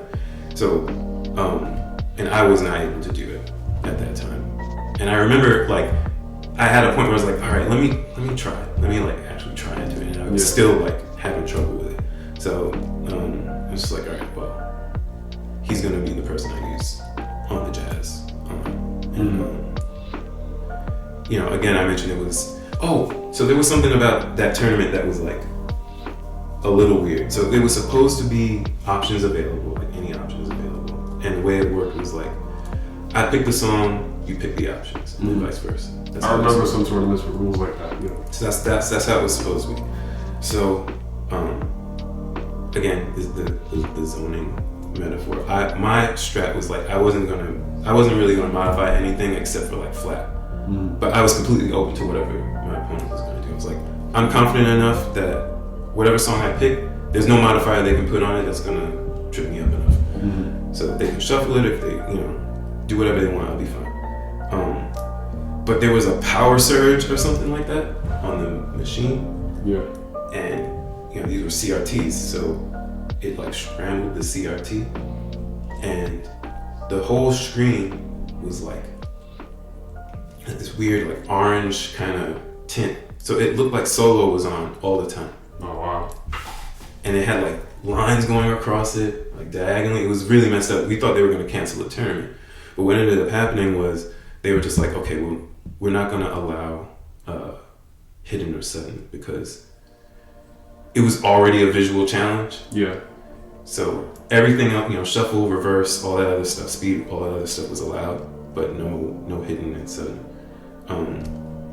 So that tournament, that we get to the final, and he's we end up playing. I was like, I have no other choice. I'm gonna have to pick. This is the thing I've been holding out for. And I remember having a discussion. I think it was Jackie, Nick, and maybe Antonio. And they were like, or it might have. You know what? It might have even been Chris Fyre, Jersey Chris Fyre. And they were like, yo, what are you gonna pick? He's gonna pick Maxx Unlimited. And I told them on the Jazz, and they were like, what? But yeah, I picked it, and he put it on 1.5 shuffle. And not only did I SDG it, but I got a personal best. I had never done it. Do you remember what you got in it? I think I got like 6 or 7. And I do remember, I don't know if that's one of the videos that you can't find online, but was he like freestyling? That was during the Oni. That was during the Oni. Yeah, so there is footage of that, but for on the Jazz, like, I mean, you've known me a long time. I don't really pop off or anything, but I popped off on on the Jazz. Like, we played, had no idea what the scores were, shook hands or whatever, and then the results screen came up, and I like clapped and ran off, and I couldn't run. There was like a table. Yeah, so I like ran and then like stopped and like jogged back, because I had like, not only did I have like 6 or 7, but Zeus had like 30 something. Like, he didn't do great on it, and I wish that video footage still existed, because like the reaction of it was exactly what I wanted. It was like, it was the psychological damage. Like, all right, I did this, and because he was like rubbing his head, he was like. He was going. Yeah, he was having a time, and he did the right thing. He picked the song that he knew was going to be like his ace in the hole. He picked Maxx Unlimited, and man, I was having a time on Maxx Unlimited, but he did really well. And then instead of it being a random song, and this was what I mentioned about Sammy liking Mystique and mystery and stuff. Instead of it being a random song, he picked a home. It's funny that you mentioned that, because real quick, not to go off topic too much, but when in 2005, I remember Sammy spraying that on us. Maybe get into it later, but yeah, Sammy used to do that to his tournaments, and I don't know, did you know that he was going to do that prior to the tournament? No. This is like, he didn't. When I get Sammy here, I'll ask him about that too. But we did know. I think we knew that it was like unknown. We knew that it was like it was going to be something. Yeah, we knew it was going to. Yeah, we knew that it wasn't going to be like a typical thing, but we didn't know what it was. So yeah, he sprung that on us at the last second, like it was going to be a Oni, and he let us take a break because we were both like out of breath, and and it's you have to also think about it. Like I was mentioning, things that we didn't do then that a lot of people who play now do. Like even then, the idea of like. I think James brought his own. I think James brought a change of clothes, but like the idea of bringing like DDR clothes. That was still kind of that was still like not. Yeah, like I played that whole tournament and whatever. I went to the arcade. Like I had on like a hoodie and jeans and shoes or whatever. And so we were both exhausted. And then he made us play from 2DX, which I think is like 6 or 7 songs. I don't remember how many songs in it. I remember seeing the video, and I guess that's the video where he was spinning on those. The DX slide. I guess he was so far ahead that he Yeah, no, that's not to downplay like Zeus, because his name used to like, you mentioned his name back in 7 Mix. He was like a formidable opponent back then. But you wound up winning the two. Was that supposed to be the third song? Like that was like it was the third song. Yeah. So it was On the Jazz, Maxx Unlimited, and then from 2DX. So what if one of y'all would have won the first 2 songs? You wouldn't have played. I don't think we would have played. Yeah. Oh, I don't think we would have played it at all. Wow. Yeah. So that, but correct me if I'm wrong. That was like, you would say that was like the pinnacle of your DDR career in terms. Yeah, because I decided to stop taking competition seriously after that. Okay. I would still enter, like I entered tournaments for Extreme, but it was more like just for fun. Like I wasn't entering to win at that point. I was just like, yeah, let me see who I can knock out. Let me see if I can win. I often feel like 7 Mix gets overshadowed by Extreme, but 7 Mix was a really good era and a really good mix, especially for New York City. And it had its own feel and its own vibe. And I feel like probably because a lot of 4th Mix songs were in 5th Mix, even though we didn't have 4th Mix as well. Yeah. 4th and 5th Mix kind of felt like one and the same. Yeah. 5th Mix was I don't know if the frame rate was cleaner, but Yeah, 5th Mix was the first 60 FPS DDR, I think. But it, like, 4th and 5th kind of blended, and even 3rd kind of felt a little bit kind of that old era DDR. And then Maxx and Maxx 2, sure, but like 7 Mix really had its own feel. And I can only say that based on what I used to do, not even my memory, but I stealthed a lot of stuff that I couldn't stealth anymore, because Justify My Love was one of them. Like I put time to stealth Justify My Love, Twilight Zone, and I never got to stealth those songs anymore because they were taken out of the mix. But even though it felt like a short period of time, if I step back, it was such a good mix with a lot of good music. And I'm not really familiar with the music, like literally the music, but was it like just the Dance Mania albums that they used a lot of? Like, it seemed like a lot of those songs were on 7. Yeah, specifically, so Maxx and Maxx 2 used the Fantasia albums, I think, Dance Mania albums, which were the trance ones, if I'm not mistaken. Transmania, Fantasia, I think those were what they were called. And yeah, they were just, it had a lot of appeal. Like the songs that they were pulling were like, they would be these interesting remixes of interesting remix covers of dance covers of songs that you knew, and then all this trance music, electronic music, and I felt like it made people want to play a lot because they had that unlock system too, where like you get points, and every arcade was trying to compete to unlock stuff, and then a new song would get unlocked, and everyone would rush to unlock it and then try and get a score on it, and it was just cool, and I felt like that brought the community together a lot, because people were like, there wasn't animosity about that. It was just like, oh, they unlocked it at Broadway City, we gotta unlock it over here. I don't think Konami really understood what they were doing and how good that system was, because Extreme had an unlock system, and we'll get into Extreme in a minute, but it wasn't the same. And like I mentioned in one of my videos, Dorian, like he was the one carrying the boats and the logs for Dorian was doing it, because that was the other thing. He was AAA-ing everything on the light back then. And you would just get a lot of points for AAA-ing anything. So he would go in and he would AAA like Twilight Zone Light, and all these other things. He was good.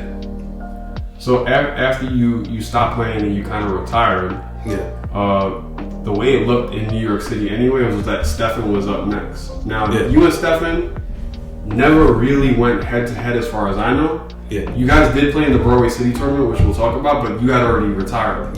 So what was it like competing? Like, y'all were kind of, the way that I could describe it, the best way I could describe it looked like y'all were kind of like a double star system. Like y'all were orbiting each other, but y'all never actually clashed. So there was one time that I think I remember, well, I think Stefan told me this, maybe you told me, where like y'all agreed to not go to the same tournament. Y'all split we did that for a while. I think it was kind of like, I felt like it was whoever wanted the hustle of that, like, yo, I need this $200, like, you know what I mean, I need this $100, so because the way we saw it at that time, if we both entered the same tournament, it wasn't a sure thing, right? It wasn't a guarantee that one of us that I would win or that he would win. It would be one of us most likely, but it wasn't a guarantee. Whereas if Stephen went and I didn't enter, he won. Yeah. If I went and he didn't enter, I won. So I felt like it was kind of like that. Like we would. I don't think we ever, aside from that one time, I don't think we ever formally had anything set up where it was like, okay, if you enter, I'm not entering. Right. I think we all understood that in the city too. Like by this time, like by the beginning of Extreme, like I would say I was like top 20 in the city. So like we all kind of knew, like we knew what Stefan could do. We knew he was into 10 footers. We knew that you were like a human metronome. And we knew that you like had the assist ticks imprinted in your gameplay. But we just knew that y'all just did your own thing. Me and Stefan were really cool back then, and he just went his own path. Yeah.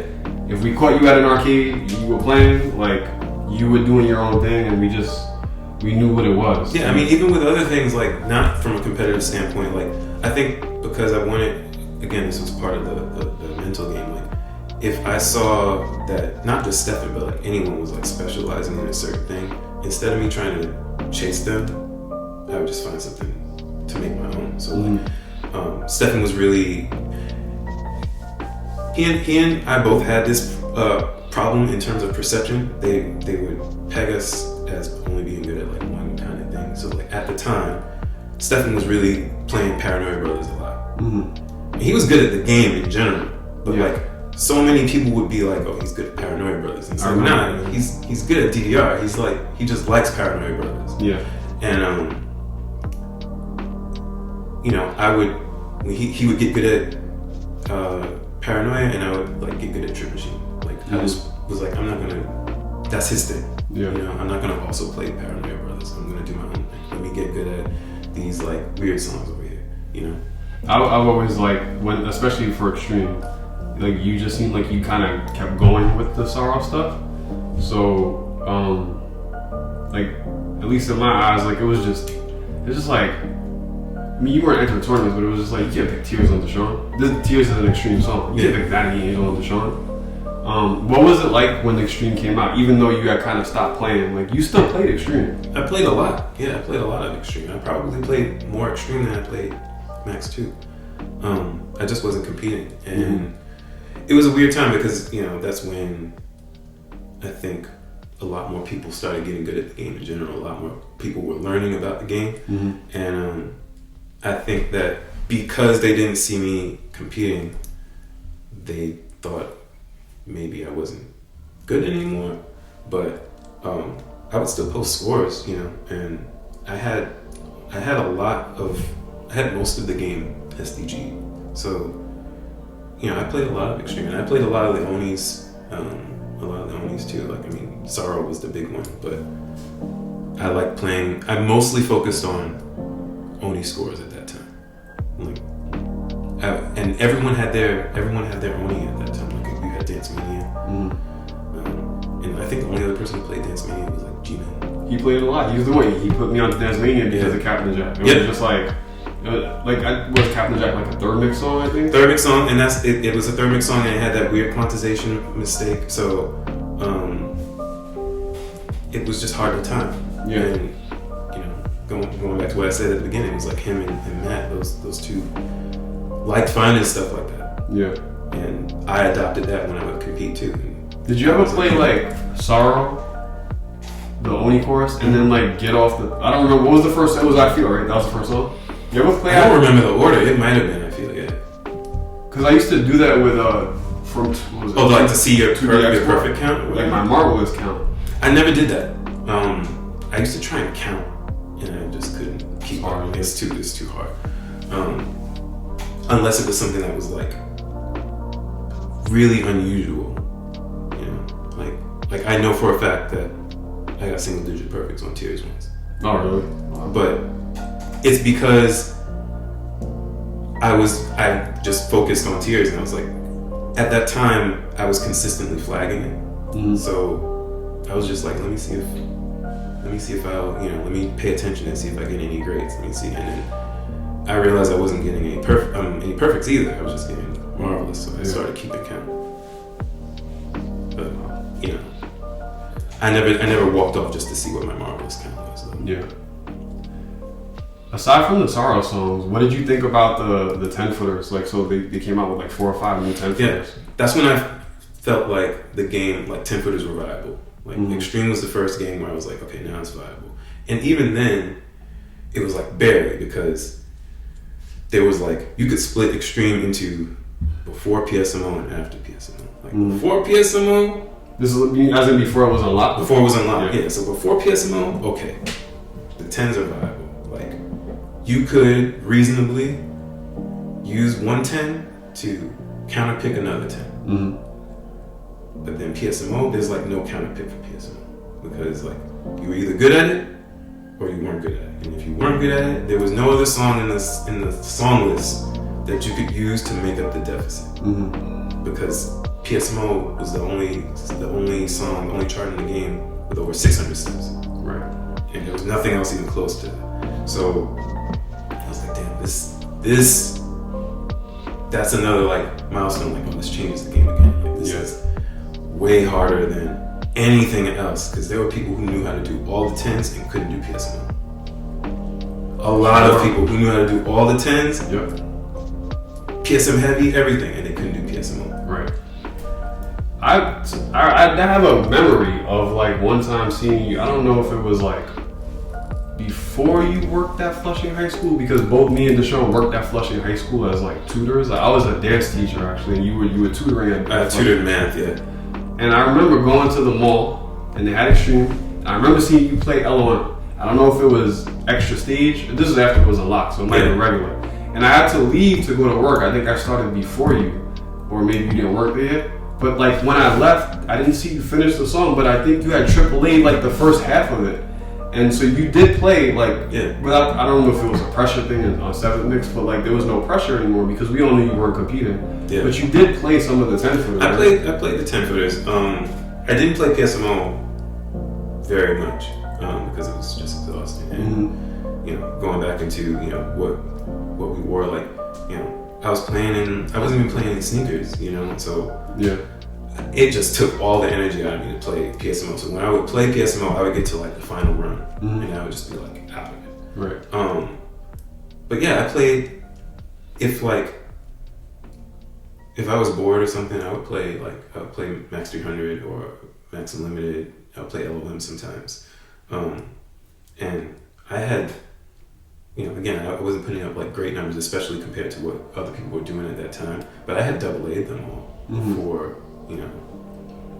I had AA everything except PSMO. I think that the mysticism you talk about, like at this time, like when I was starting to get really good, if somebody was like, yeah, I saw Deshaun play LOM and he got 3 greats, like we all would have believed it because we just had no idea, because you just didn't play them and we just didn't know. We didn't know why, but like it was like kind of that was just like you didn't want to like I said this in a few of my videos, like this is just like the etiquette was like you didn't want to sweat people or like kind of ask them, so nobody was really gonna come up to you and be like, what's your best on blah blah blah, even though by this time we were all friends with you.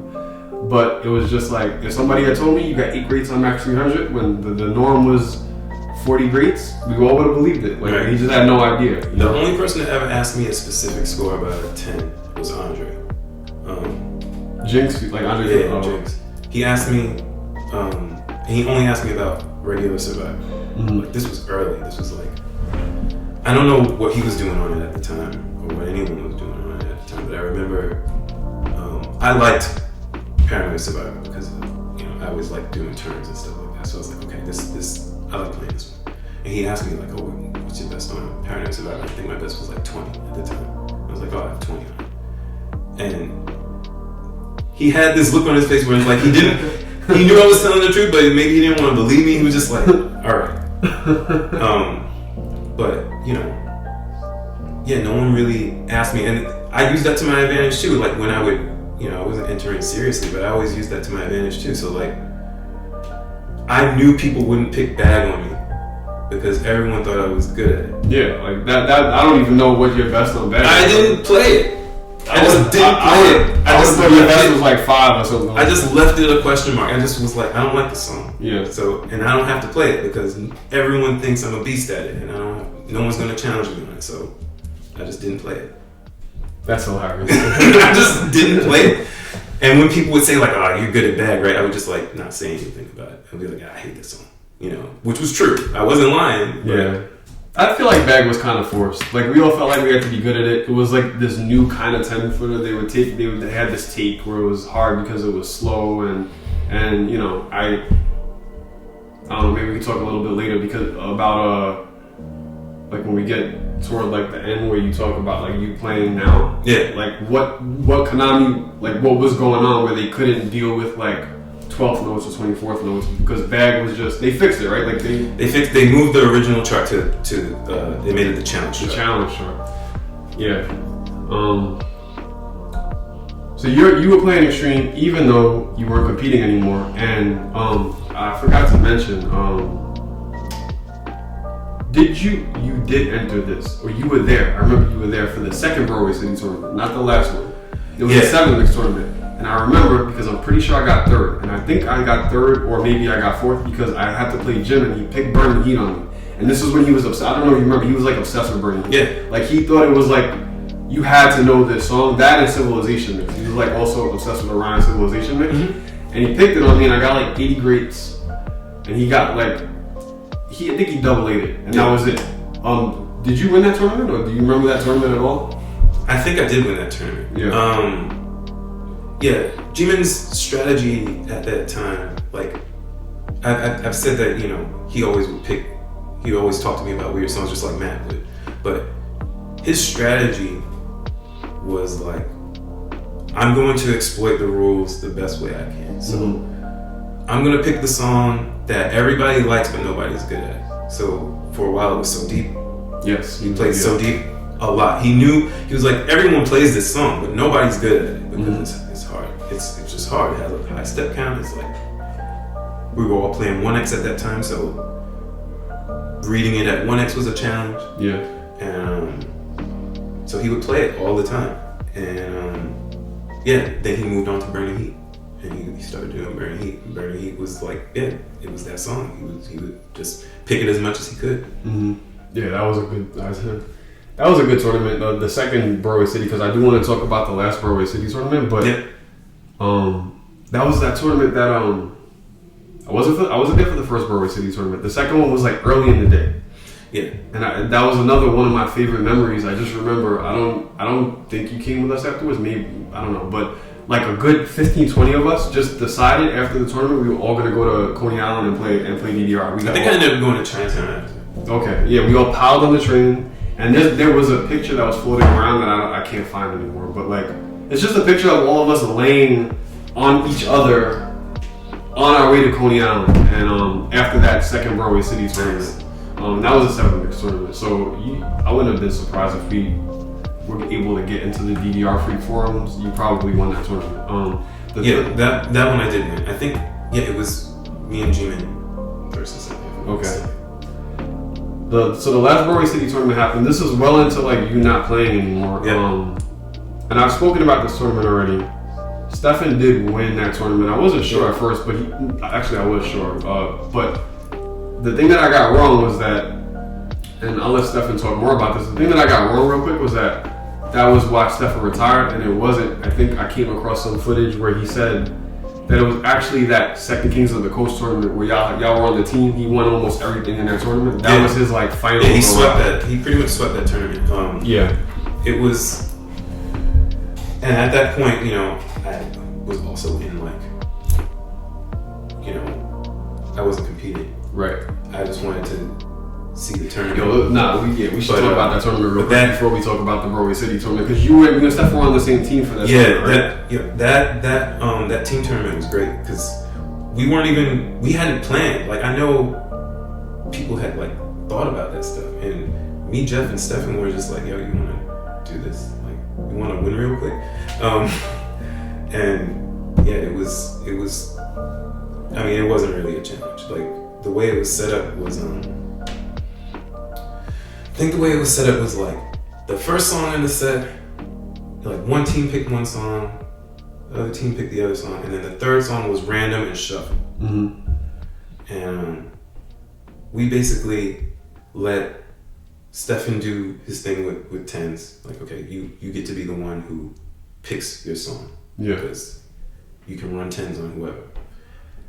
And we let Jeff, Sarcastic Mofo, we let him do, play the other person's pick because he had so many AAAs at the time. Mm-hmm. You're like, chances are whatever they pick on you, you probably have it. Like, if you don't have a AAA, you probably have it flat. Yeah. And then I picked up the random song because I had enough song knowledge where it was like, I don't care what song it is, and I played options. Mm-hmm. Like, I knew how to play shuffle, and I was playing I wasn't playing like the stuff that you guys were playing later on, like, high speed shuffle or anything like that. But at that time, I was doing shuffle and I was doing hidden shuffle flat. I didn't know that you played. I don't know why I don't remember you playing options like that. Yeah, so I was playing. I wasn't concerned about any of the charts being on shuffle. I was just like, it's fine. Yeah. You remember that? You remember the whole thing between Harold and Reflex? Oh yeah. That was rough. That was really rough, man. But you know what? It's one of those things where it's like, when you expose yourself, this is why I kept a lot of things to myself, because when you get a weakness exposed, nobody's gonna let that slide. They're just gonna be like, all right, you're not good at this, I'm just gonna give it to you again. So I didn't, from Reflex's perspective, that was like the lowest effort thing to do. Like, Stefan. Okay, you just showed me, like Stefan just showed me that you're bad at this song. Yeah. So from Reflex's perspective, it's like, this is a free win for me. I don't have to think about what song to pick. I can just pick the song that I know you're bad at, that I'm better than you at. But you remember how Brendan was? Like, he was just kind of like, he was a little kid back then. He was like 14, 15. And he was, the thing is, he was happy. Yeah, I think that's how it was. Like, he was happy to do it. But Brendan, shout outs to him and shout outs to Reflex, because he had, he was a bit of a troll, but he also was like very strategic. Yeah. And if you ever get to discuss this part, I actually discussed this with Don the other day. My favorite tournament moment of all time is still when Reflex played Chris Fyre. Yeah, that will always be my favorite. But go ahead. Why was it your favorite? Because it was just the best use of strategy I had ever seen. It was like So one of them picked Wild Rush. It could have been random, or like maybe Brendan picked it on Chris Fyre. Yeah, I don't remember the situation that got the song. It was hidden shuffle flat. It was hidden shuffle flat, and there's a part in Wild Rush where like the beat switches, and it has several tempo changes throughout the song, but the beat switches and it goes all into offbeat. Yeah. So it's a bunch of. It falls on the eighth of a note, and they're separated by a fourth note. So it's just that switches from being on the upbeat to the downbeat, and if you don't know that it's there, you won't catch it on hidden. It was like hidden. It might have been dark too. I don't remember, but without knowing that part is there, you can't see what's going on. And, Reflex knows this part is coming, and there's at this point in competitive gaming, like ghost stepping was normal. Like people stepping out the quarter notes to everything was really normal, and Chris Fyre was a big proponent of that. Like before his matches, you would hear him like step out the tempo at the beginning, and Reflex gets to this part and he starts tiptoeing.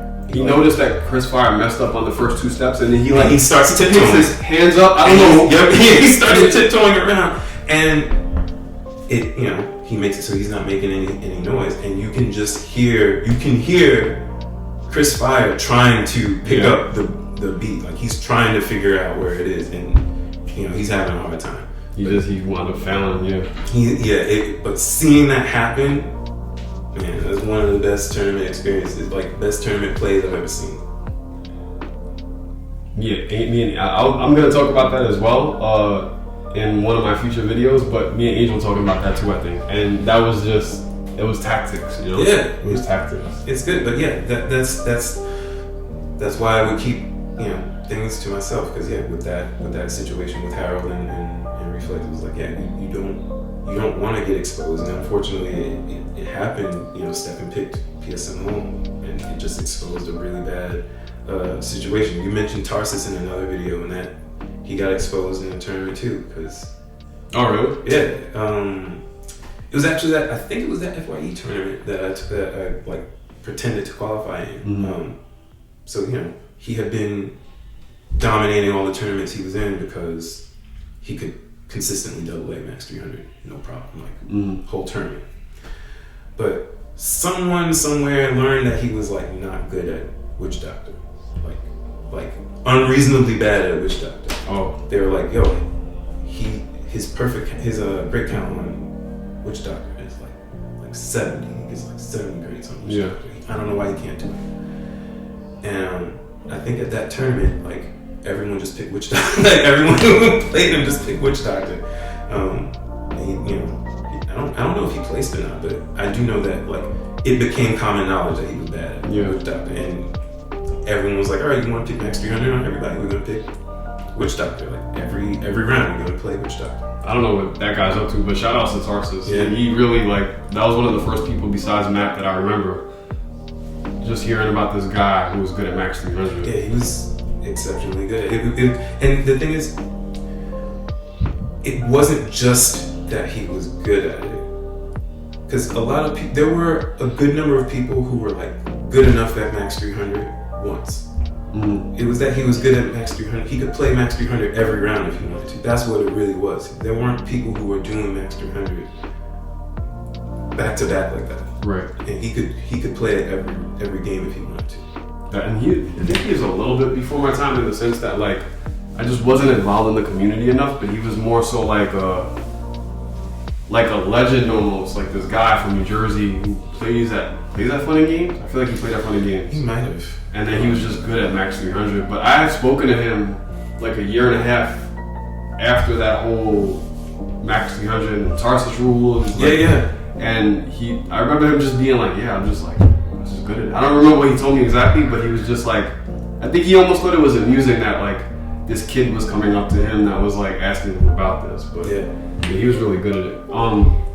So anyway, the Broadway City tournament happened. You entered the Broadway City tournament. Yep. This is the last Broadway City tournament. It was on Extreme. Yeah. And this was, I don't know how much you were involved in this, but this was like, for us, like me and Fat Axel and Jinx and a lot of people in the city, this was like the end of like this whole Connecticut saga that I had spoken about. Yeah. Where like Jesse, Jesus is his nickname, I think. Yeah. He was part of the third mixtape, I think. Yeah, he was really good at fifth mix too. At fifth mix, and they kind of, I guess they just stopped traveling to New York. It's not that they stopped playing, but like they just came back, and there was this rule where you couldn't pick.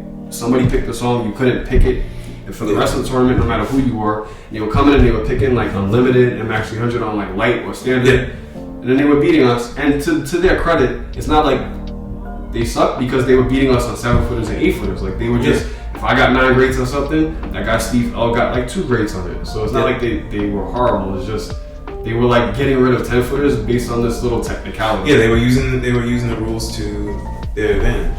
But this Broadway City tournament, I feel like it would be hard to say that they didn't know this rule, that it was just a regular tournament. Yeah. But I feel like they kind of showed up not knowing or hoping that it wouldn't come up, and it didn't, and we all just were like, that's it, max unlimited, and we all just like, we were just kind of I got there were like four, there was like Jesse, Steve L, and then like 2 or more who were like really good, and then they're like, I got him, cool, Paranoid Survivor, and it was we kind of eliminated them quickly, but you did enter that tournament, and I did.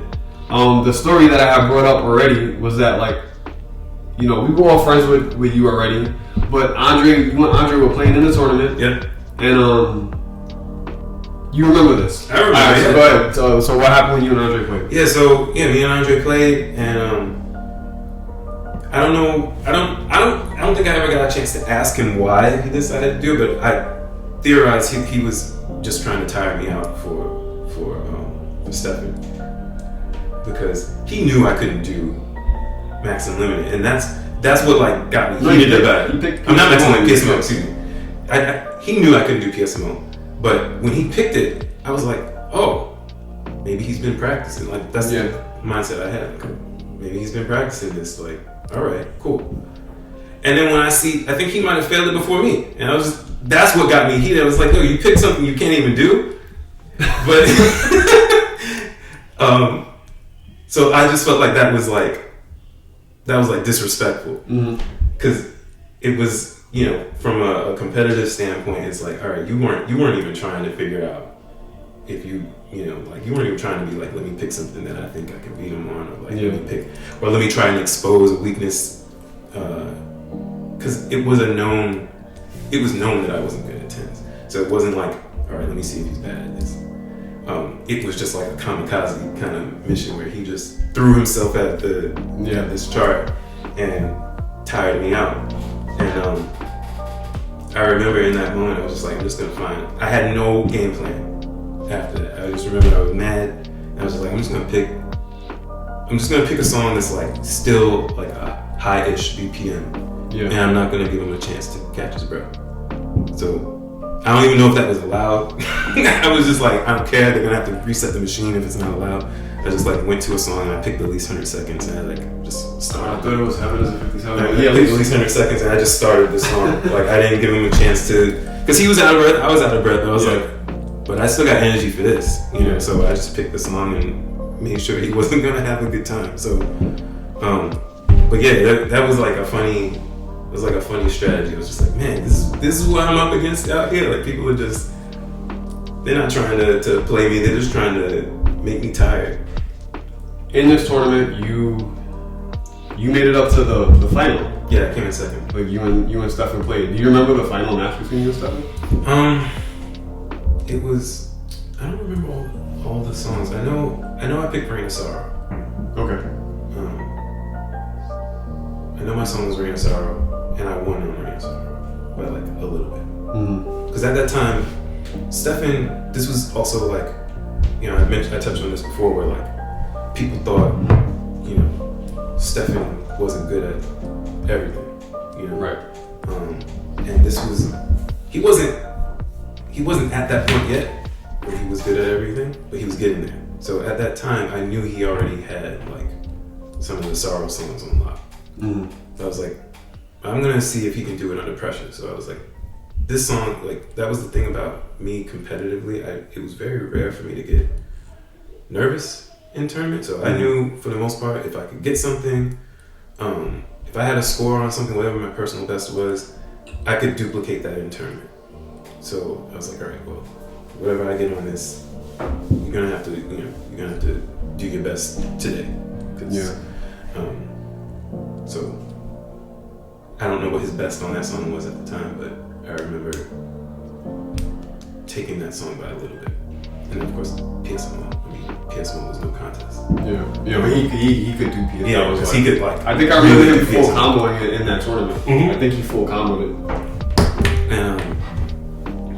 And you know, I gave it as much of a shot as I possibly could. Like I started out playing through it, and at the time, I think on my best day, I could make it to the final run, but I hadn't beaten it. So, and I had already played it once that day.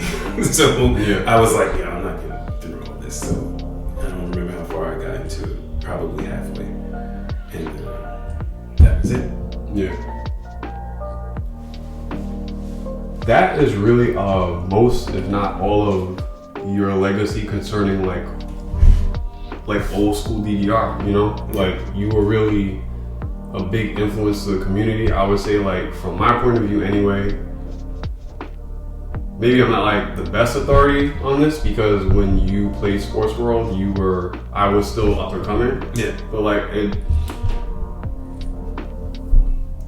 I'd argue with somebody that you were the best on the East Coast at your prime.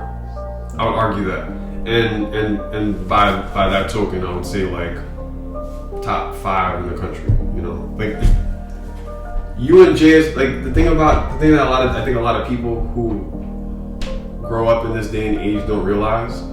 I sound like old man saying this, but like there was really no way for you to play people like Tiger and JSB and Chris Foy and people on that side. Like the world was not connected like that. Yeah, and we didn't have the media visibility either. So like, if someone even told you someone told you about a score and there was no video evidence, it was like, okay, like you just had to imagine it essentially. Yeah. I mean, like I think anybody who was playing DDR out here knew that like if the US was here, that Japan was still like up here, because Aaron in Japan existed. You know, we all knew about we all knew about Yasu and Take and Aaron and all these guys, and we knew about the AAA page with all the AAAs and stuff on it. So we knew people were doing crazy stuff.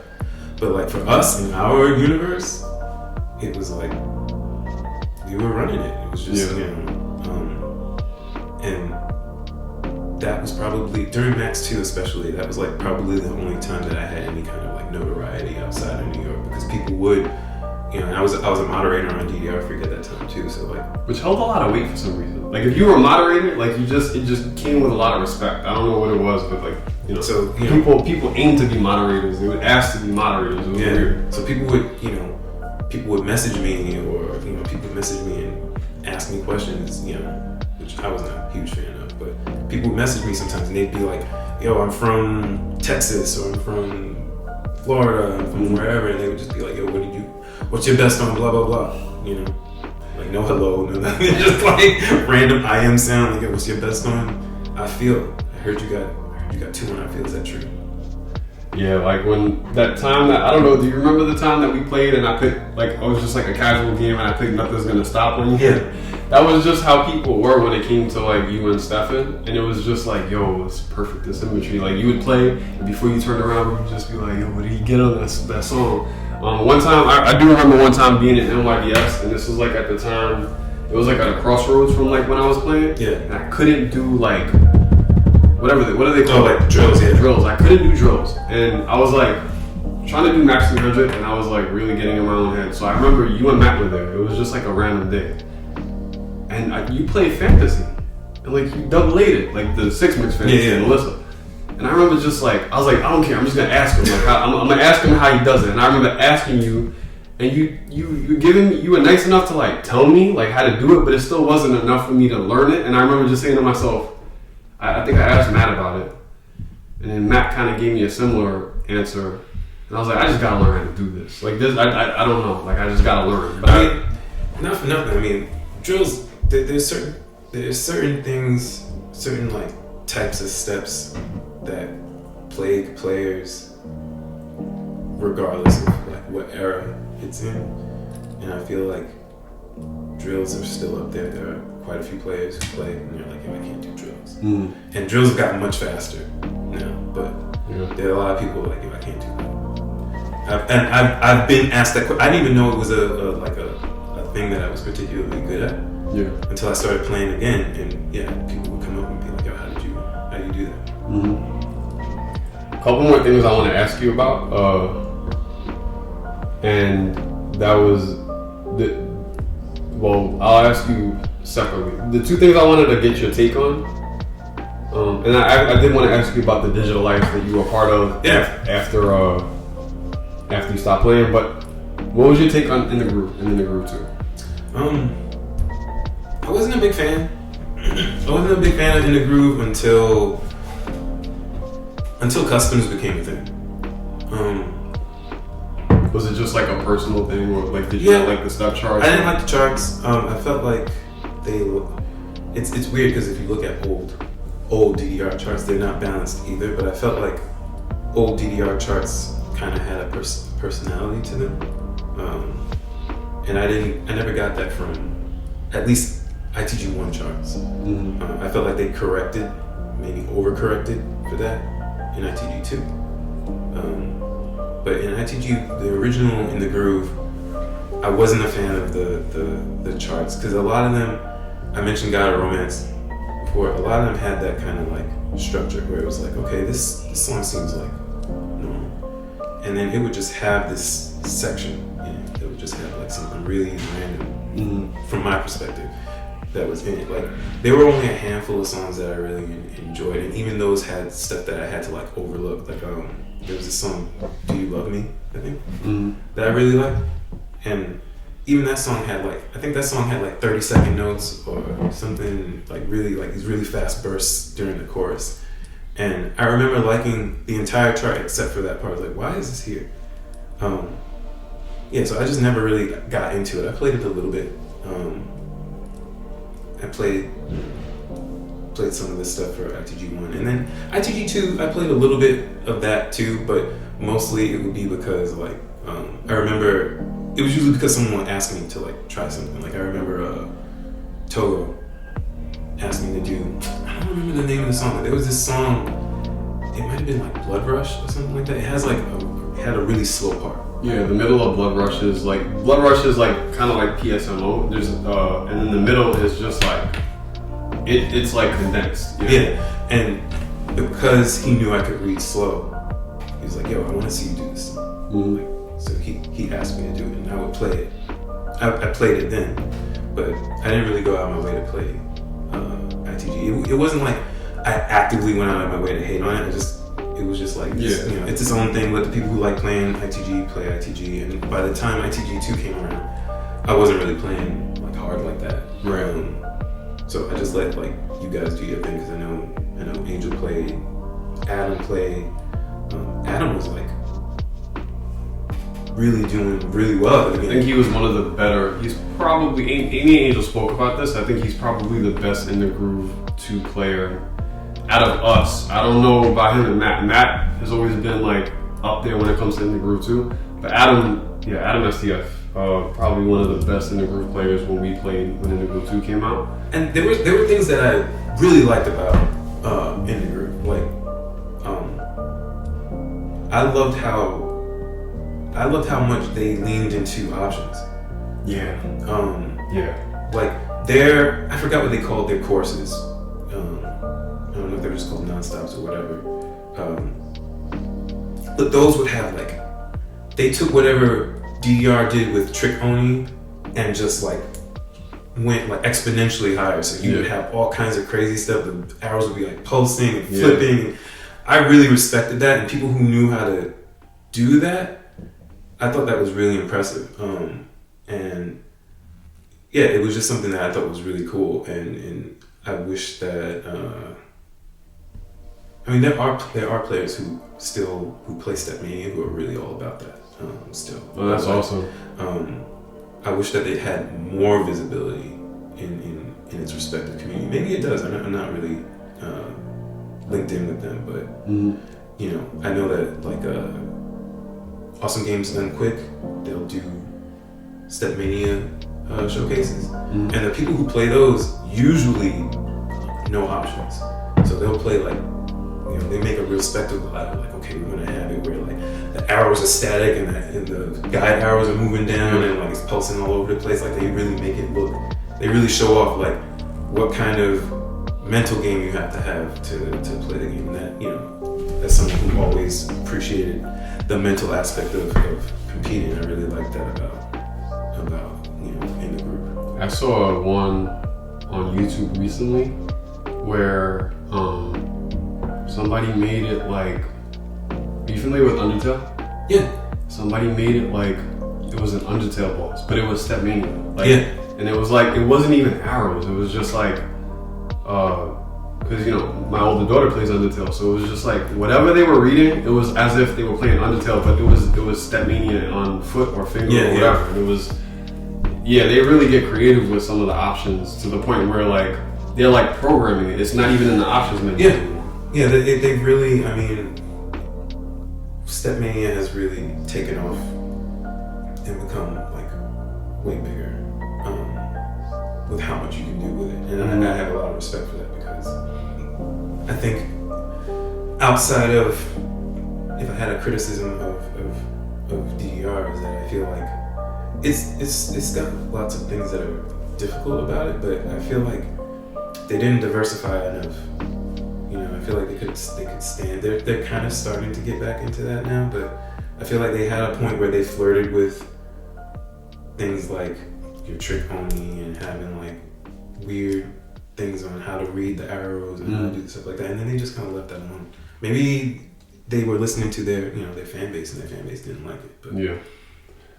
What did you think of? Well, before we talk about Supernova, you stopped playing, or you kind of fell back from playing when Extreme came out after that tournament with Stefan. Yeah. And then we had the DDR NYC Digitalized tournaments at the Jacob Javits Center. And I at least remember in 2005, you helped running that tournament with Sammy and Don and Mike. Did you help in 2004 as well? Were you part of that? No. Okay, so you were part of 2005, and did you do the ones after that as well? I didn't do the ones after only that. I only did that 1 year, yeah. What was that like? I mean, it was crazy. It was like the biggest we had ever seen DDR get. Yeah. You know, up until that point. And it was really amazing to see people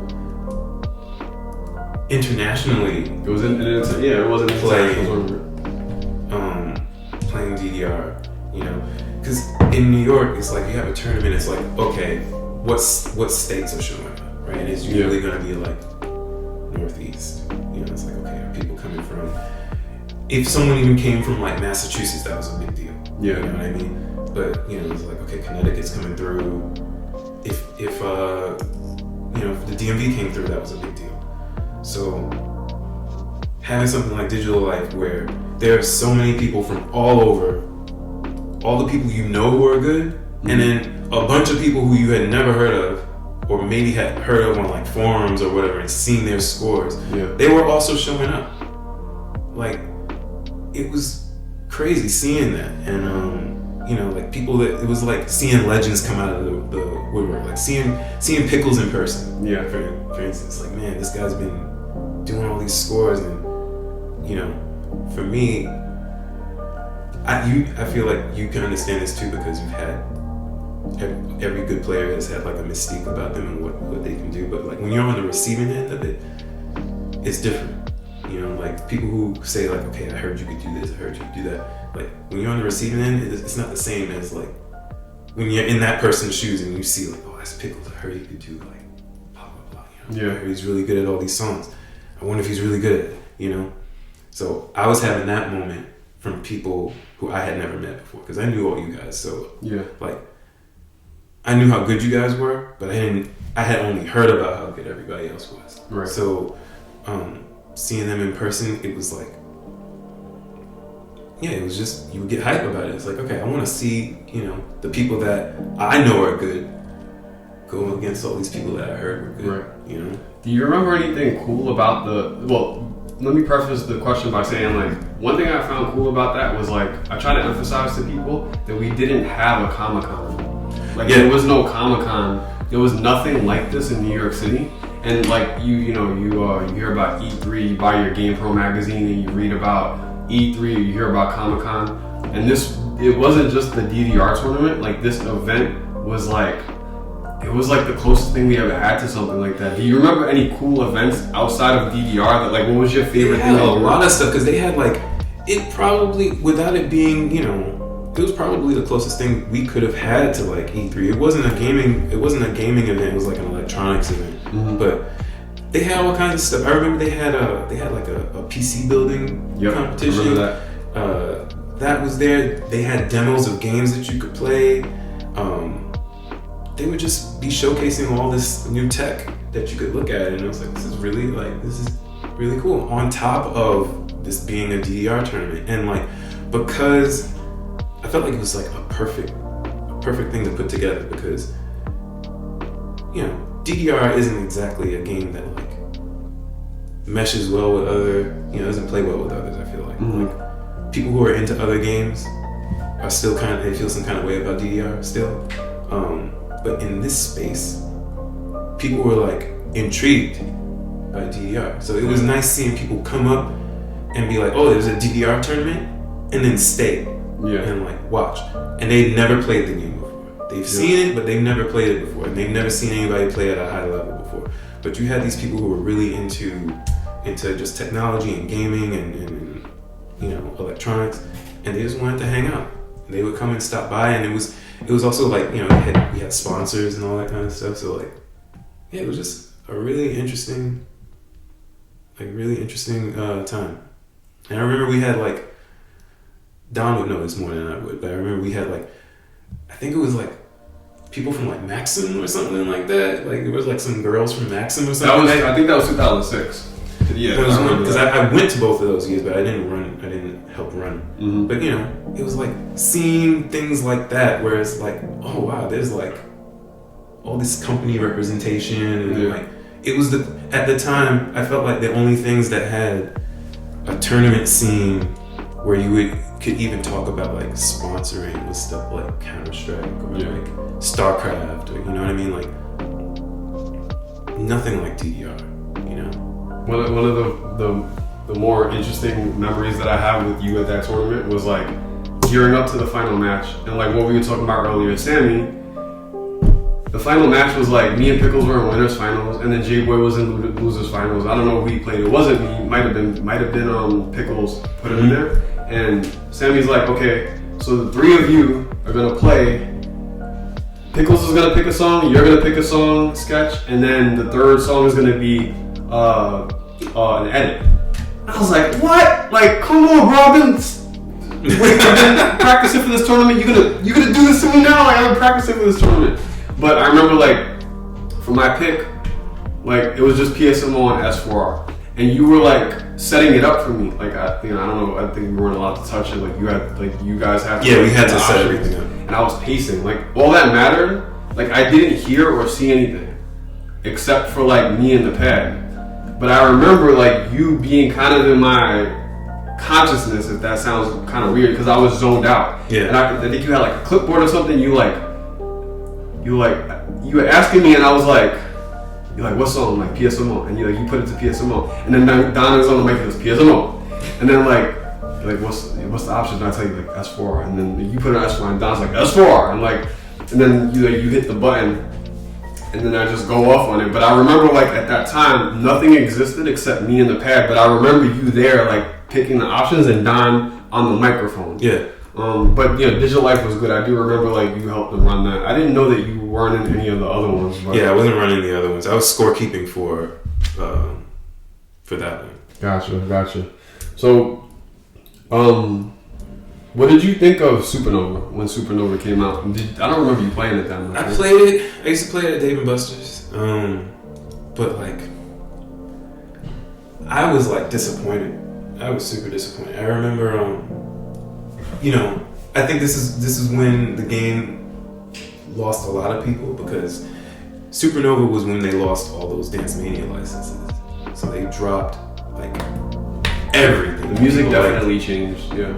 Everything that people had grown to enjoy on Maxx 2 and Extreme, like, they were all gone. So like, there were so many times that someone would go up to the machine and they'd be like, oh, this new DDR version.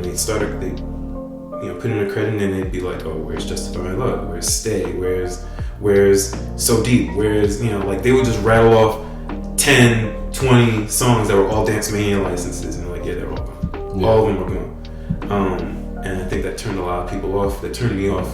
It made me very reluctant to, like, try and find new songs to like. Mm-hmm. And when I finally did start liking songs, I started playing, like, double almost exclusively. Oh, really? Time. So, because I wasn't a fan. I was only a fan of, like, a handful of songs on a handful of charts on single. So I was just like, I want to keep playing the game, but I'm not liking these songs. So I was like, let me just play double. So I started playing double, and I got decent at double. Okay. At that time. Yeah, it was a weird time. That was definitely a weird time, and I feel like a lot of us felt compelled to like Supernova because it was a new DDR mix. The new DDR mix was like Christmas for us, but it definitely fell short. And then the Groove had already come out, so like, it lost a lot of people. I think Supernova also wouldn't have been received well if it had come out a year after Extreme, but Supernova probably would have been like how Smash is, where, like, some people stick to Melee, and then there's always there were people who played for the Smash Brawl, and then there's a community for, like, Ultimate, and but there's always the Melee. There's always Melee, yeah. But, like, with us, it was like Extreme. At this point, it was just like, now there's two different games. Before, it was just In the Groove 2. Now there's In the Groove 2 and Supernova, and now, it felt kind of forced. After Supernova came out, it felt kind of forced to play Extreme. On top of the fact that you got Pump It Up if you really wanted to diversify. Right. So and then once I think what really, like, ruined it for Supernova was when In the Groove got R21. That was when you could put the upload your own songs, because then people were like, well, I can't play So Deep on Supernova. I'll just play it on In the Groove. Like, people would bring there's Stepmania files for, 6 minutes, Max 2, all that stuff. They bring those on top of customs to the In the Groove cabinet. So people would just there was like a group of people who would be like, yeah, I just play the old songs on In the Groove. Mm-hmm. So yeah, it really like turned a lot of people off. Yeah. So before we wrap this interview up, the one thing that I find interesting that I had a good time finding out and playing with you is that you played DDR Ace. Yeah. Like me and you have been to the arcade a few times together to play. Like if you watch any of these videos, you know that I've mentioned on more than one occasion that I never got to see Deshaun play 10-footers, but you're actually pretty decent now. Like you play there to 15 bars. What do they call? So I don't know if they even have like a unit associated with them. So we just 15? we just call them 15. But you don't have any, like you play that stuff regularly now. Yeah. Let's see, if we're gonna do like scale conversion, Max 300 was a 10 footer. It's a 15 now. Mm-hmm. Max Unlimited and PSM are both 16s. And so to put like a marker as to like what difficulty to expect, and the range goes from 1 to 19 now. Mm-hmm. And I can probably comfortably play most 16s, and I can play 17s too, but like 17s are where I start to get tired. Yeah. You've PFC 15s. Yeah, a lot of 15s actually. Funny enough, none of the classic 15s though. Like, so I don't have a PFC on Max 300. Mm-hmm. None of the classic 10s. So I don't have a PFC on Max 300 or Legend Max or Survivor or any of those. But I feel like I saw you play Max 300, and I was like, oh look at this. And you were playing with speed. You play with speed and you play with the bar now. Yeah. And I remember seeing you play Max 300, and I remember it must have been like under 5 grades and a decent perfect count. And I was like, all these years later, and like you know what I mean? Like it's but it is really cool. What do you think of Ace, or like what is it, A20 now? The new community and I like the game. I mean, I still really like the game. I mean, it's insane. Like there are things that you cannot do. There are things that you wouldn't be able to do in the game today that you were able to do. That just because, like I talked about like being able to exploit someone's knowledge or doing a knowledge check on something. The game, there's so much knowledge about the game. It's such an accessible game in some ways and inaccessible in others. But like, if you are trying to take the game seriously, it's really easy to do that now. Like, it's really easy to gain knowledge about any chart. There's YouTube videos of charts now. You can play Stepmania charts that are like you can trust. You know what I mean? Like you can trust these charts to understand how to learn your technique and tempo changes and stops and all that stuff. People have a much better understanding of timing. People have a much better understanding of a lot of things, and there's just so much more content. Like you think about we thought it was crazy that Extreme had like 240 songs or however many songs it had. Yeah. There's over 800 songs in It's crazy. I don't even know the full song count, but that's not an exaggeration. Like over 800 for sure.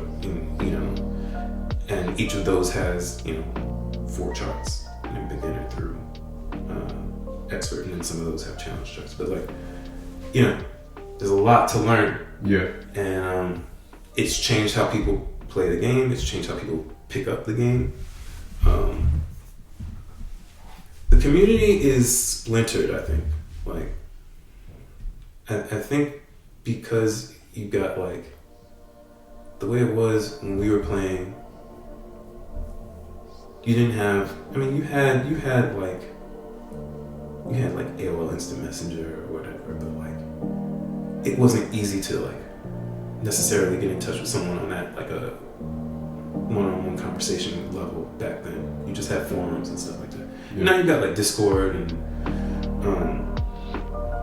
you can just join a Discord and there's 500 people who play DDR from everywhere. There's people, worldwide. There's someone who's playing in Australia. There's someone who's playing, in the UK, there's someone who's playing in Ohio, California, wherever, and it makes the picture, the scale is so different because there's so many people who are really good. Yeah.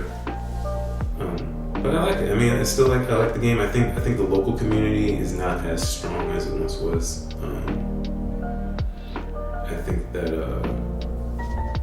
I think that's in part because the game is less accessible.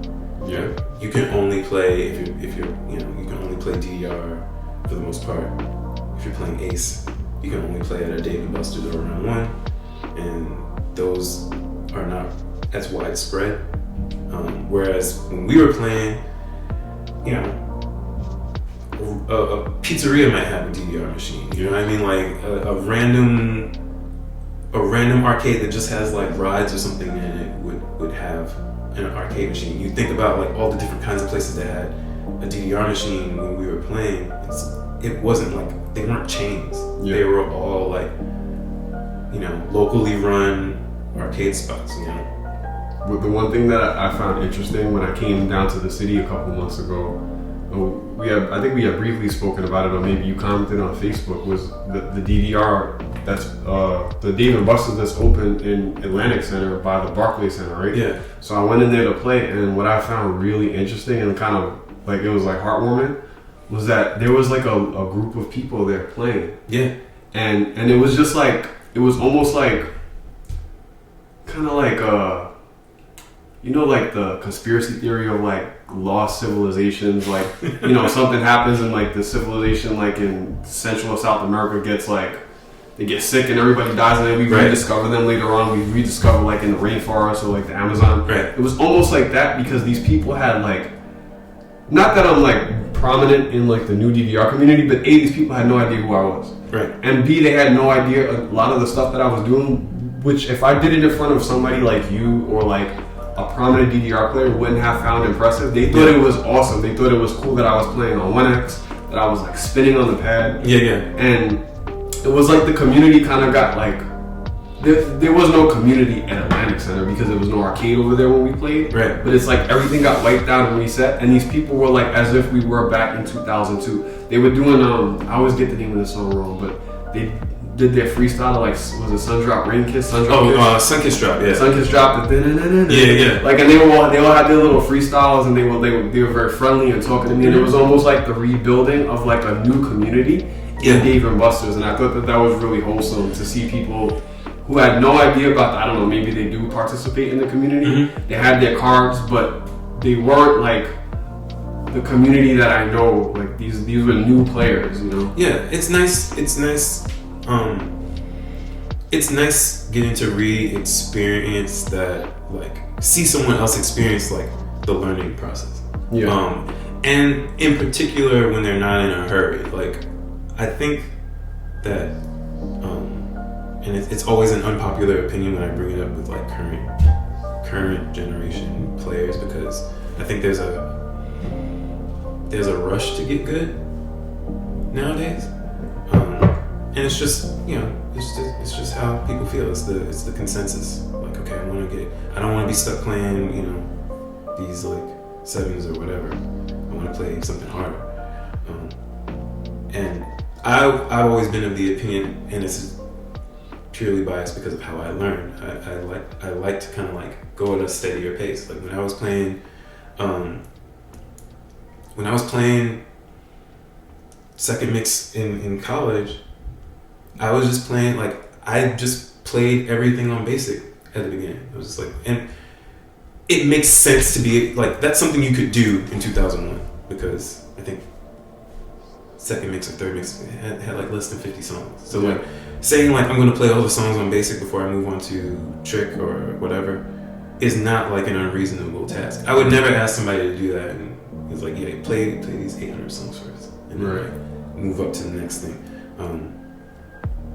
It's changed a lot, but yeah, I like seeing people play. I like seeing people learn. I love when I see somebody new who's trying to learn to play. Mm-hmm. It's like, it's the same feeling. It's just like, man, it's really heartwarming that like it's still drawing in new people, and I feel like there's like this sweet spot where, and you you've seen this. I don't know how you felt about this, but like there's this sweet spot where like people are still trying to learn and they're still enjoying the game. They're not like miserable about the game yet. Yeah. That's like the best part of playing the game. But once people start getting into like where they're like angry about the game and they're in the grind mindset and they're always complaining about the sync and they're always complaining about, you know, like their complaints are about the game and how the game is set up a lot. I feel like it becomes less enjoyable at that point. Yeah. You know, you start having diminishing returns on everything. And I like being able to see people who are just like, you know, I'm just happy to learn something else about it. Yeah. Well, I think that kind of sums up everything that I wanted to touch on in terms of this interview. What I do want to say is, and I did the same thing with Angel, I'm going to put you on blast for a second. Okay. And, you know, maybe this is not on blast necessarily, but, you know, you are one of the inspirations. Like me, I would consider you a good friend, but you're also like a big inspiration and a driver in terms of what I did in DDR. And maybe I said something similar to Angel, but like if you wrote a book about the history of DDR in New York City, you couldn't write a book without talking about perfect asymmetry. Like it would be impossible. You wouldn't be writing it the correct way. So, you know, I'm happy to see that you play now. But you really molded a whole generation of DDR players, and I don't think people like me and Angel and Adam and even to a certain degree Nat would be where we are if it wasn't for you and like how good you were when you played. So I appreciate you know, thank you, and you know, thanks for coming up. And you know, no problem. Deshaun lives in Brooklyn. I'm all the way upstate in Saratoga, so like it's not weird if I came down to the city and linked up with Deshaun or vice versa. Like we would do that anyway, but like to have this interview really means a lot to me. So thanks for coming up and thanks for having me up. Yeah. So yeah, stay tuned for more. And we'll see what comes out next. But I hope you guys enjoyed this interview, and shout outs to anybody who has watched all my videos so far. And I'll link anything that Deshaun has if I have anything to link in the description for this video. But you should definitely check Deshaun out. Deshaun also does photography, and he still plays DDR. So like, you know, just be on the lookout for anything that's coming up next. So stay tuned for more.